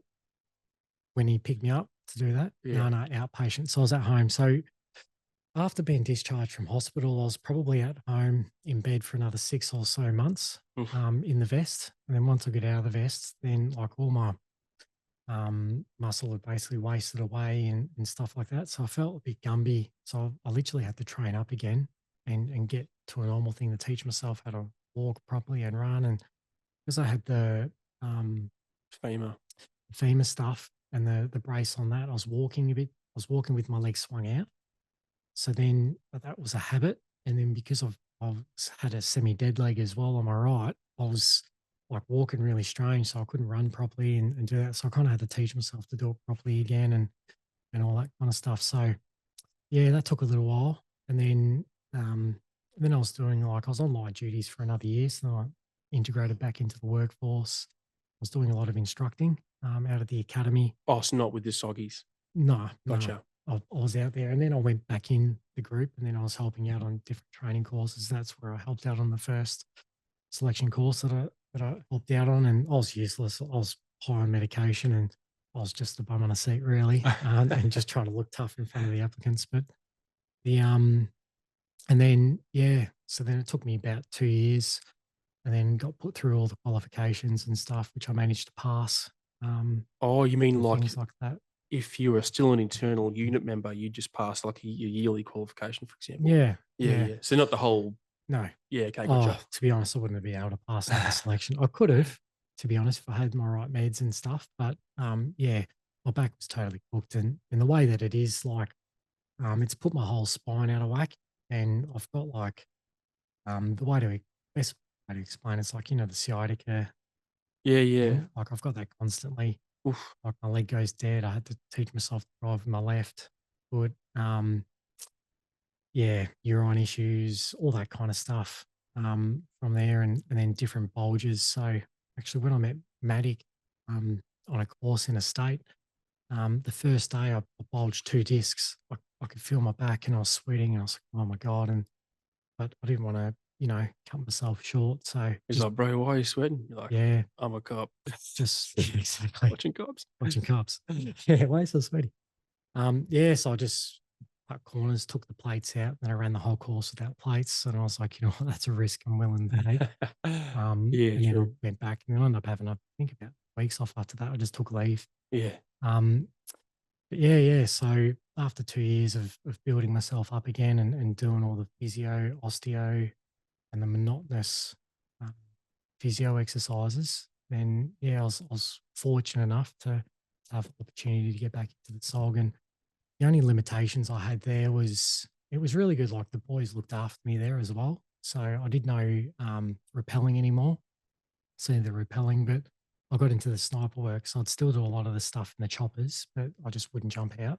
Um, and then some tasks and stuff, the heavy carriage of equipment and things where you have to wear stuff in big backpacks. I was kind of given a little bit of an allowance for that too. So Yeah. yeah, In an official capacity, or they were just like, "Oh, let's fucking a bit you're unofficial, yeah, I you're probably reckon. not best used here. We'll move you around here." Correct. Yeah, okay. Yeah, yeah. Which is good, mate. Which that shows a level of emotional intelligence and community and a bit of brotherly love Man, it was really good. and all Yeah, that good shit, man. Yeah. yeah. I owe those dudes my life. Just being able to help me to be able to get back and tick the other boxes I wanted to tick, going back at the job and being able to upskill and do what I wanted to do. And I guess like the hardest time was when I kind of knew my time was coming to an end there Yeah. because the body was literally broken and I was probably supplementing it with a lot of pain medication. So I was on a lot of different opioids and things like that, which are prescription meds. And I was on like a pain medication plan, but it was just becoming ridiculous what I was taking and being able to function. And it was effectively, I was going to work, doing work at the SOG. I'd go home and just go to straight to bed. And then I'd get up the next day, go back to work, bed. And I was looking forward to not being on call because then I could just try and take some sleeping medication, sleep, and Yeah, you let know your what I fucking mean? body and your mind rest. Yeah, Yeah. right. Yeah, yeah. So I remember KB pulled me in. This is prior to him being diagnosed. And he's like, "What are you doing here, mate?" And I was like, "What are you talking about?" And he's like, "Mate, you cannot even sit still. You're cooked. Like you're sweating now just trying to walk. You can't even walk upstairs." And I was like, "Yeah, I know." He's like, "Yeah, you need to start looking at, you know, trying to look after yourself and look after your body," which is a little bit rich because because he probably had niggles for a long time. I know he had niggles for a long time. So ultimately, um, I didn't want to be a liability. So it got to the point where I was like, you know what, I'm Yeah. starting to become a little bit unsafe here and it's starting to affect if other dudes because if I can't do my job properly, then I could potentially get myself or someone else killed or seriously injured. And I didn't want that. So that was my line in the sand. When I got to that point, I was like, yeah, that's when I have to hang the boots up. And I didn't like it. And it was a road that I didn't want to take, but that's the cards I got dealt. So, you know what? I'm just going to play with the best hand that I can. So, um, so yeah, then I went to the academy to become an instructor. And I think I'd just done too much damage by then. I literally couldn't wear a vest. I was struggling with like a weight belt for all the GD stuff. And then I ended up getting some doctor referrals, things like that. Then they had a look at my back and they're like, "How did you get back working at your capacity?" And I Yeah. think it was pure testament because I worked where I was, everything was very secretive. So I was able to get away with a lot of things. And like I remember the police officer doing my fitness test to get back in. I remember she was like, "You're good," because I was on part of the medics program. I'm like, "Yeah, I'm fine. Are you on any medication?" "No." "Yeah. Any problems?" "No, I'm all good." She's like, "Oh, cool." And that was literally it. Yeah. Where if they're like, "Bend down and touch your toes," it would have been a different story. But yeah, so I think because of where I was, I had those exemptions to get in. But then when they actually looked at me, they're like, "You're pretty banged up."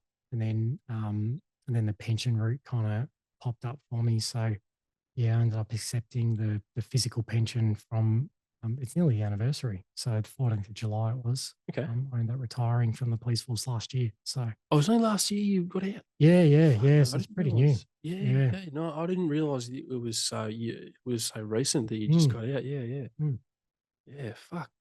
So yeah, I was struggling a bit in regards to the body to get back and back to your new normal and things. But yeah, man. So Mate, mm, can you because you sort of touched on it a bit before, but I want if you can just expand on it a little bit. There's obviously there's a massive identity thing in there, mm, this persona of competence. We're all quite fucking confident alpha dudes. mm. We want to contribute to the team, that type of stuff. Like, can you take me through? I might be fucking projecting some of my stuff here, but I know when I was in rehabilitation for like my mental health thing, I felt like a massive burden and I had Mm. a lot of guilt and a lot of shame. They were my two big things, guilt and shame. Um, guilt for letting the team down and letting myself get to where I was, and then the shame of not being good enough and the shame of not contributing, etc. That was huge, two huge themes for me. Is that something that sort of popped up for you? Oh, big time. Yeah, yeah, yeah. I was quite shameful of the fact I got injured. Yep, yep, Um, because again, you never think it's going to be you. yeah, And I was like, as always, did what I did. And I pretty much, whatever I put my hand to, I got. So I was like, I couldn't accept the fact that I got injured. So I tried to withdraw a fair bit. And to the testament to the boys and for people out there, and what you probably found as well, like the dudes that rock up to your house and bring a burger or take you out for a coffee and stuff like that, like you'll never forget those times because that's when you're, whether they know it or not, that's when you're at your lowest.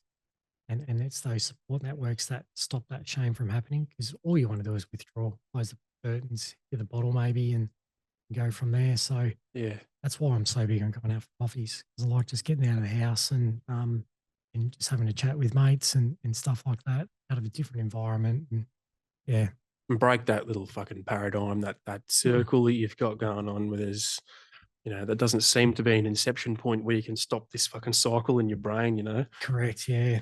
And I guess Yeah, there's guilt as well because you're guilty that you let yourself get into that position. And you're guilty because it's like, what have I done? And you look at all the things that you could have changed. And hindsight's an awesome thing, um, but yeah, effectively, there's nothing you can change because you're on that road. yeah, But you been done. can either do two things. And I remember like one of the main driving things for me was I remember saying to KB, like, I don't know if I can like what I'm going to do here. Like, and he goes, mate, you're on this road. Accept it or don't accept it. You're like, you can be the Shane that gives up or, and does that, or you can accept it, be like, that's my cards, roll with the punches and just be like, be like that person. So if someone else gets injured, people can look at you and be like, oh, Dono can do that. Like, yeah, you know what? I'm going to grit my teeth because, there's those steps there that have already been walked. And I just walked in other people's steps as well. I was just unaware of that. And Yeah, I guess like probably that on a bit of a tangent that goes into storytelling. Like one of the guys from work, he is massive on storytelling because you learn from people's mistakes, successes, and stuff. So you can either walk in their steps or you can, identify and then change direction and stuff like that. So I guess that's one of the reasons why I said I'd come on here because yeah, me talking about this means like if someone has a back injury or has dead legs or whatever the hell it may be, or different sciatic nerve stuff, they can go, oh, you know what, can relate to that, and yeah, I had those elements, and I can get to what I want to do. So yeah, yeah, and it's almost one of the most important, not important, but like a big theme in your story that I can see. I'm not sure if you think about it the same way, but um, I think a lot of people think that cops and military guys all have PTSD just mm, because of something that you did or happened to you or whatever in your time in service. And that wasn't the case with me, and it doesn't sound like it was the case for you. And that's another reason why I had a lot of shame and a lot of guilt because I was like, well, I'm not a fucking PTSD dude. I'm just a fucking weak cunt that is sad. You know what I mean? Like I had mm, depression. I'm like, that's a yep, stupid fucking injury to have. Like yeah, you don't deserve to be. You're not allowed to be sad and unhappy and all the other things that I was thinking mm, of feeling. Um, Mate, a bit of a fucking deep one for you. Do you ever think about blasting yourself in that time? yeah, 100%. Yeah, I was actually diagnosed with PTSD. Funny enough, Oh, and really? You're yeah, fucking ruining yeah, my story, bro. yeah. I know. Yeah, I'm sorry to throw it on your parade, mate. I said no one has business. Yeah, No, well, there you go. I mean, yeah.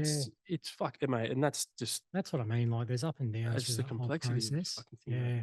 And even though you might have a physical injury, like the head noise you get from that, it's just astronomical because you can't do what you want to do, what you used to be able to do. And, it kind of puts a lot of dampener and stuff and self pride as well. And that's what another reason why I like talking about the psych stuff. And you got to check in because if we try, if you go to the gym to keep your body strong and stuff like that, to keep you, keep physically fit, then what do you do for your head? And I'm a massive proponent of seeing psychs just once every 6 months just to check in, debrief, unload. They might give hidden gem coping mechanism here and there, Yep. and then you can implement that. You might talk and, like what I found, and have certain phone calls at all times of the night and be like, "Hey man, I'm experiencing this. What did you do?" And I'll be, "Oh, I'll just have a cup of tea or a cup of coffee, or we'll go do this." So um, yeah, man, I'm a massive, massive advocate for psychologists and stuff, just giving you different coping mechanisms and just check in because, and what you alluded to, like everyone in the police force, not everyone, but a lot of people in the police force gets exposed to so much different types of trauma and things that you probably don't expect. Like keeping tabs on that is very, very important. Because I've seen a few mates go down the wrong way. So yeah, mate. Yeah, I did experience that and things like that. So yeah, it probably took about 3 or 4, 5, 6 years to get a hold of, to be honest. Really? Yeah, yeah. As in, like, once you recovered and whatnot, and then you had, you had all this guilt, shame, and whatnot, all this injury stuff, and then Mhm. you've gone back to the SOG. You mean it took that time for you to then get diagnosed with PTSD, or was it in the same time that you were in the hospital? It was since the injury. Yeah, Gotcha, yeah. gotcha. I just Okay. kept it very private. So I probably did it the wrong way, but I thought if I was to get back to work, I have to keep all my psych stuff separate. So Yep. I did everything independently. Off the So books. Yeah, gotcha. yeah, so I was seeing a psych once every week to 2 weeks for a few years, and then got back to the monthly sessions and stuff like that when I got back to work, and just kept tabs on everything because I guess effectively what I was doing was putting a band-aid on things Yep. because I wasn't going to have the career that I wanted to have because just of the physical restrictions. And then so when that day did come where I was like, gotta hang the boots up, it was probably the most progress that I had with my psych because I was like, all right, I'm ready to start, working on this stuff because I can't accept what's going on. And we started talking about that. So yeah. Yeah, and mate, honestly, like, I think that's such a huge thing too. We can have a break too, by the way, if Do you, you, yeah, if you because don't you're all mind. fucking shifting Yeah. around in your Yeah. chair and shit. Yeah, I might stretch if that's all right. No, you're right, bro. Cheers. I'll pause this, but yeah, we'll hit up some other stuff when we come back. Righty, we're back. Did a couple of partner stretches. We're all good. With the free hug club. Yeah. You know that one? What's that one where you like put your one leg back and then partner goes over the top? Oh yeah, I love that one. Did that one? Yeah, Yeah. it's a good one. Yeah. So, mate, we'll be sort of wrapped up talking about your injury and whatnot, and then some of that psychological stuff that goes with that. That's obviously part of that territory. But before we finish talking about your cop career, I just want to really quickly hit up the COVID stuff. So down in Yeah. Melbourne, obviously, it Yep. was either one of or the biggest lockdown in the world, right? I think so. Yeah, Yeah. yeah. It was locked down for a fair while. Yeah, it was So, like 290 days or some shit. Like, it was epic, right? yeah, it doesn't feel like it, but yeah. Yeah. Gee, 290. I guess I don't know So, what the numbers were, but it was a yeah. pretty big one. Mm. And like I said before, mate, I'm not some fucking COVID conspiracy dude, but there was just so much interesting stuff that came out of that, and I got my own theories about the government. Yeah.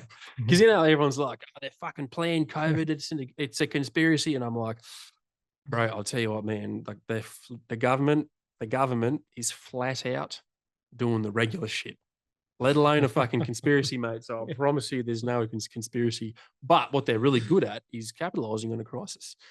So that was my theory about the whole thing. I was like, this has been a great opportunity for the government, to test out ideas, whatever it was, flex a bit of their cock. But what was that like being a cop during that period? Because it was so socially tumultuous, especially in Melbourne. Yeah. I guess from my point of view, it wasn't too bad. Because where we were working, like, probably the worst thing was they literally split us in half. So we couldn't have any contact with half the dudes from work.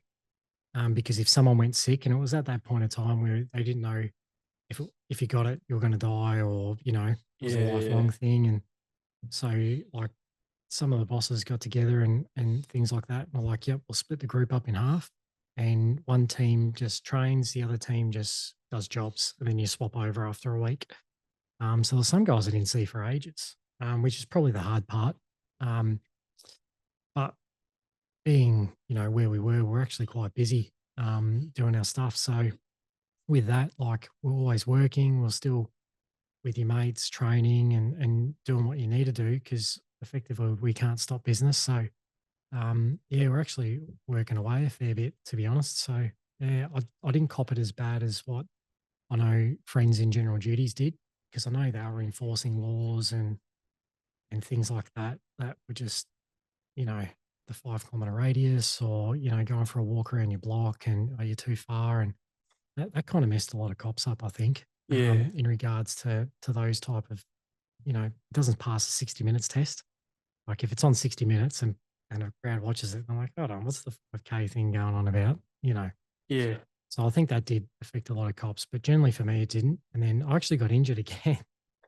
I semi cut my finger off. Um, yeah. So I cut it through the joint. Long story short, a folding knife, put my weight down and a folding knife, which I thought was locked in, wasn't. And it collapsed on my finger. So Ooh. that opened up and then I had to get it reattached. So towards the back end of the lockdowns, I was just at home recovering, with a dodgy finger. So just doing exercises. So yeah, but yeah, pretty much, mate. So yeah, so it's a little bit off center now. You can see all the cool scars Oh, fuck yeah, I see it now, and yeah. stuff. But yeah, so I semi cut that off. So yeah, I was just at home recovering from that. So effects, yeah, you couldn't go to the shops and get your normal stuff like you used to and have the freedom. But yeah, for me, it wasn't too bad. Yeah, Um, gotcha, gotcha. I know a lot of the boys, and we're kind of a bit busy during the riots and the protests. So we weren't there actually enforcing it and stuff, but it was like a contingency plan. So if a cop was taken hostage or, or if there was an unruly person with, certain weapons, then you'd go in and rescue the cop or get the people with the weapons. So I'm pretty much there for that. Um, so they're around, and yeah, we're around, but we weren't enforcing. That was more so the port and the cert guys. Yeah, Yeah. gotcha. Yeah, because I remember that there was, there was a few fucking videos Mm. circulating the internet. Like there was I think those cops rocked up to that guy's door and they were like, "Hey, is this you at the riot or whatever?" All right. And he's Yeah. fucking. I'm sure you guys get filmed all the fucking time, and everyone's a fucking law expert, right? Yeah. Um, Yeah. It's so really yeah, strange. Like the second Burke Street that happened, where the guy stabbed the cafe owner and stuff like that. the Um, second one, yeah, there was two Burke Streets. So the first one was the guy that did his car the car, that yeah, drove yeah, down. The second one was another dude that he had gas bottles in his car, which I think in his own mind he wired them up to blow, and he gas cracked. bottles is in like actual Yeah, like mm, butane or yeah, whatever. Oh, all right. yeah, and he was trying to run people over, and then he got out and started stabbing people, and then a general duties person who'd only been out of the academy for a Oh, month or two shot him, I know this and one. Yeah, yeah, and I was on call that day, and I was at the pub, not drinking, but normally on a Friday, because it was a Friday, I'd go down, have a counter meal with one of the sergeants at work, who was also on call, and we just, try and solve the world's problems as you do. And then it started happening. So we ran downstairs, got in our kit, went straight there, because the information was at that point of time, there was two dudes. So I remember like being on a lookout, and we drove in and got there, and then I was listening because you have different radio channels, yeah, that you listen to and scan, and one of the radio channels was, oh, they're spotted in this side street, and they're putting on vests and stuff like that, and I was like, I reckon that's some of our boys, and it just so happens that a sergeant that I used to work with, who's in general duties when I was a Connie, I walked up to him and I'm like, hey, mate, I heard this on the radio. You need to come up. That's our boys. He's like, okay, no worries. And he's like, you know, calm down the cops that are around there. Like that's the SOG boys getting changed. So, because you might have your gear on you and you get changed and you go in. So, the reason why that story kind of on that job pops into mind because we went there and then it was like, oh, we're going to have to move the crowd back because the bombies are like, oh, there's gas bottles. We need to do an exclusion zone. So we were just there, I think, for public perception. which ended up turning into another 14 hours because then we ended up knocking over a few houses Nice.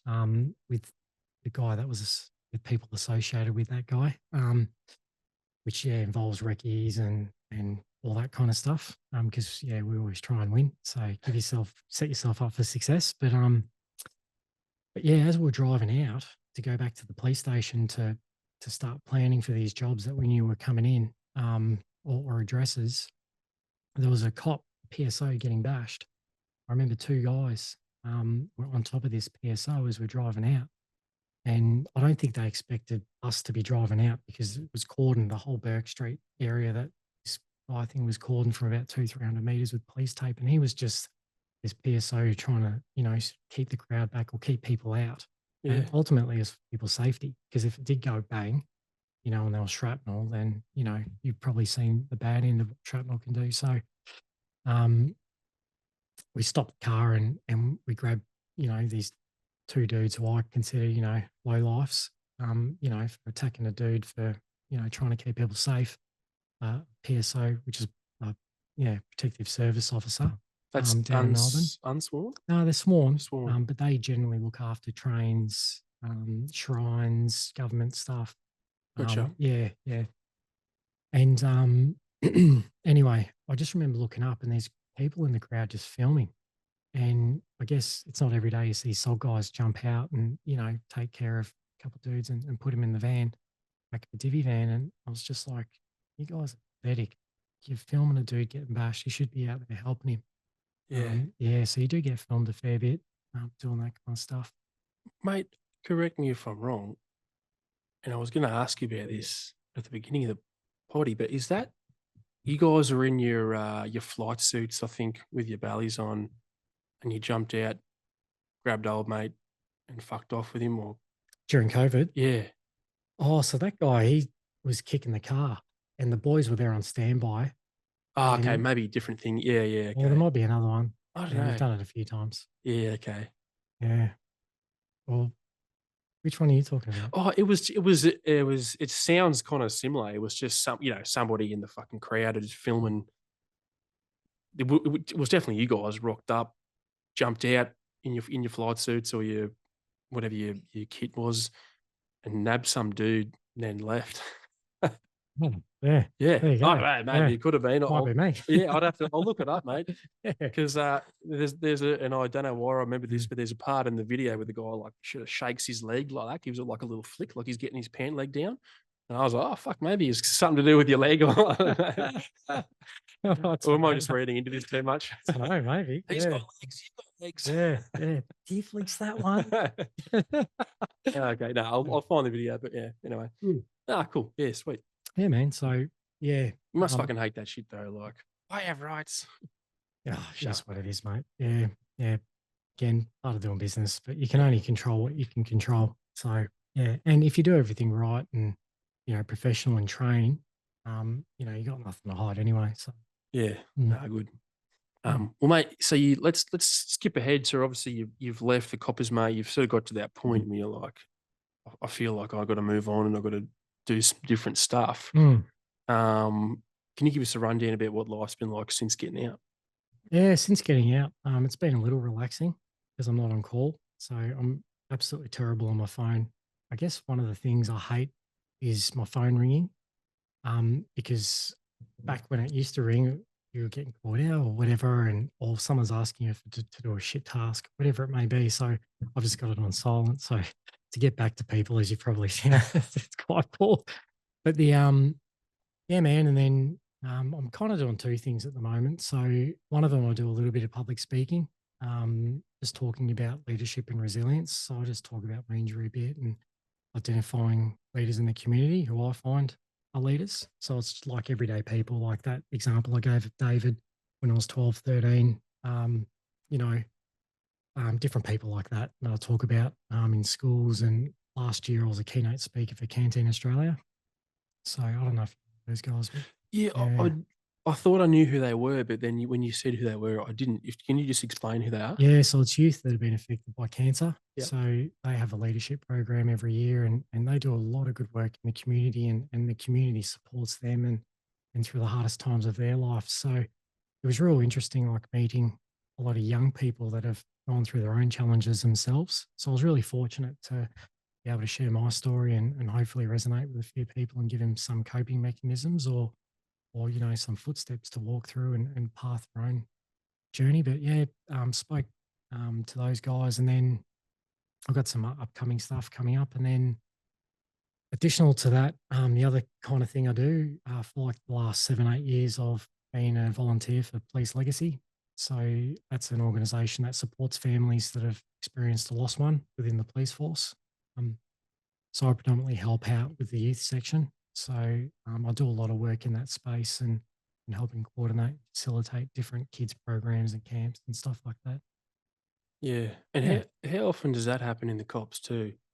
Like someone like I know there's been a few, suicide things in the media recently, yeah, that there's type of been a fair stuff. few. Yeah. Queensland, South Australia, AFP, WA, all that sort of stuff, right? But um, how often does that happen in Vigpol, for example? Oh, I'd be lying if I gave you an exact stat. I think, yeah, there's a couple of suicides a year. There's deaths through illnesses every year, and yeah, it varies from ages. So Yeah, you might have a young family or an old family, or you might have just a couple and that are affected. So yeah, well, I don't really know numbers, but yeah, there's a fair few, and it's great that Police Legacy do and support, but it's unfortunate that it exists because it means that there's a lot of heartache involved yeah, for those families. So, but it's a really good.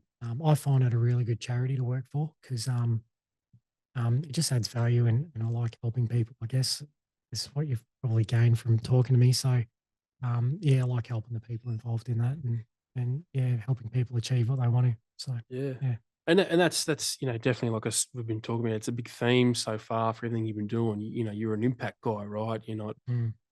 You're not looking for the highest paying job. You're just looking for something that helps people, and fucking you can use your experience to help other people. But mate, it must be emotionally taxing too, I imagine, and potentially fucking exhausting sometimes. Or have you sort of not got to that point yet? I guess. Mate, it's funny you say that. It can be. Like, yeah, I've made some really good friends and connections through Legacy and stuff, and what I probably didn't really realize how I was distancing myself. So I was able to be that third party. So people could talk and tell me their stories. I'm like, yeah, yeah, no worries and stuff. And then when KB passed away last year, I took a few of his boys on a trip away, and um, that I reckon was the toughest trip I've been on, just because I could see like the hurt coming from the boys, and I was best friends with his dad, with their dad. So yeah, that was pretty mentally, emotionally tolling, I reckon, Yeah, for that. And I kind of just had to sit down and just take it in and be like, all right, what am I doing here? I'm here to help and I'm here to guide. And, it's not about me. So yeah, I had to kind of remove that away a little bit. So but yeah, yeah, that was a very hard trip, that one. So yeah, Do you yeah. do you find that and like maybe exhaustion is not the right word that I use, but do you find that there's obviously a lot of self reflection that goes on in that type of stuff too. So like yes, you see a lot of trauma, but it's almost like you guys are learning from each other at the same time, kind of thing. I think so, yeah. Yeah. And I'm always learning. So yeah, bits and pieces. And I take my hats off, like um, especially the youth that I work with through that, like the resilience that a lot of them have, just to get by and pass uni or do whatever jobs they do. I'm like, you know what? You've It's a fair effort to you. And some days when I'm like, can't be bothered doing this, or I'm doing a presentation up, and you know what? Um, these kids have gone through something harder than what I'm doing. I'm just trying to do a PowerPoint, and deliver it to the SOG office. It's not that bad. So, and you type away. So, yeah, man, yeah, you can learn some important lessons by, um, yeah, doing that kind of stuff. Yeah. And mate, tell me if it's a hard no. But do you want to go into any of those? Not in any sort of like political way, but like those recent sort of spate of suicides down in Vigpol, that type of stuff. Anyone that or is that not something you want to sort of get into on this podcast? I've known of people, Yep. and things, and had that. very short degree of separation and things. Again, it's really unfortunate that that happens, and even though people, I volunteer with Legacy and do the public speaking and things like that, like the backside that people don't see is 3 days a week I'm at physio. You know, I'm still doing that. I'm still at osteo, and every 6 months I'm still seeing my psych and just to check in and doing all that kind of stuff. And there's no shame in that, and I'm more than happy to help. And on the back of the recent suicides in the police force, especially, like I know it affected a lot of guys that I work with, and it's like, you know what, if anything's affecting you and you can't talk to your mates, just, you know, just go speak to someone, because the toll that um, it creates for family members, for friends, for workplaces is just astronomical, and some people don't understand their value and their worth. And like when you're at your low point, and I experienced this myself, like you think you're nothing, and you think, you know, me not being here is the easy way out. Even though people be upset, I'm doing them a favor, but you're actually not, because you're actually loved by so many different people, family, friends, whatever it may be, and just by saying like, "Hey, bro, do you want to go for, you know, a cuppa?" And then just saying, "Mate, I can't sleep. I don't know what's going on." And then you're like, "Look, just give me a call, bro. You know, I'll see you tomorrow," and keep you honest. That might keep, you know, some of these people, you know, ticking on, and then getting the right help and these coping mechanisms, see their value, and then, you know, we keep people's lives, families together, and stop that heartache around them. Yeah. Yeah. Yeah. And I didn't mean to go so dark there, No, no. you know, Yeah. but it's just something that's just I don't know popped if up. that's what you wanted me to say, but yeah, No, if no, it's no, relevant, no, yeah. you say what you say, man. I just Mm, mean like it's just sort of popped into my head, and I know that there's mhm. a lot of guys, a lot of people that are affected by that sort of stuff, especially recently, man. So I thought it was probably worth touching on. But mate, what I will wrap up on is hopefully something positive, and that's what you're doing in the future. Like, you're just going to keep doing what you're doing, or you got some big plans? Like, what's going on? What's the next step for you, bro? Oh, I'm a pretty happy person. Like, yeah, I've got a pretty nice house. It's only a small one. Um, just need to take care of it. It's quite the effort. So yeah, got a nice little house. I'm pretty happy with life and helping others. So I think I found my niche with helping with legacy and a couple of days a week. And again, like leaving the police force, the hard thing I had to accept was I have to go to these physio sessions, and I have to keep my body right and doing all the right things and doing all the acupuncture and the weird stuff. So because if I don't, then, you know, become bedbound. So I guess I got to look after myself, number one, and then, you know, supplement that with meaningful work. And I tend to find the public speaking and the legacy stuff quite meaningful to me. So in the future, I'm hoping, you know, if talking to you in 5, 10 years, I'm doing the same stuff, I'm still happy and that kind of stuff. So yeah, Yeah, bro. Yeah, I'm pretty happy for now, but yeah, mate, that that's is the good. goal. Yeah. It speaks volumes, mate, and it's a testimony to what you're doing now. That if in 5 years you're still going to be doing the same thing, it's good. Hopefully, yeah, more fishing maybe. But yeah. Stop talking about fishing. So yeah, but No, yeah, good. I don't know, mate. Yeah, that kind of stuff. So we'll see how we go. Yeah, So nice. yeah. Well, bro, thanks for coming on the potty, man. Oh, thank you. Thanks for the It's invite. And nice to pop your cherry, bro. yeah. Yeah, you're gentles, I think. Yeah, so yeah, mate, thanks heaps. I massively appreciate that you wanted to come on here and have a chat, mate. I'm fucking stoked that it worked out. You can come in here and talk about it because yeah, there's just a lot of stuff he talked about, man. There's so much crossover with a lot of people that I know and a lot of the Mhm. things that I do. And it's just, I think it was so relevant to everything that's going on in my life and my business and that community Mm. at the moment. So, yeah, I think we nailed it, man. So thanks, bro. Appreciate it. Happy to help, brother. So yeah, Let's do it. cheers. We hope you enjoyed that episode of the Origin Canine podcast. Tune in next week for another episode. In the meantime, go to origincanine.com, check out our safe, innovative, and built for purpose canine equipment.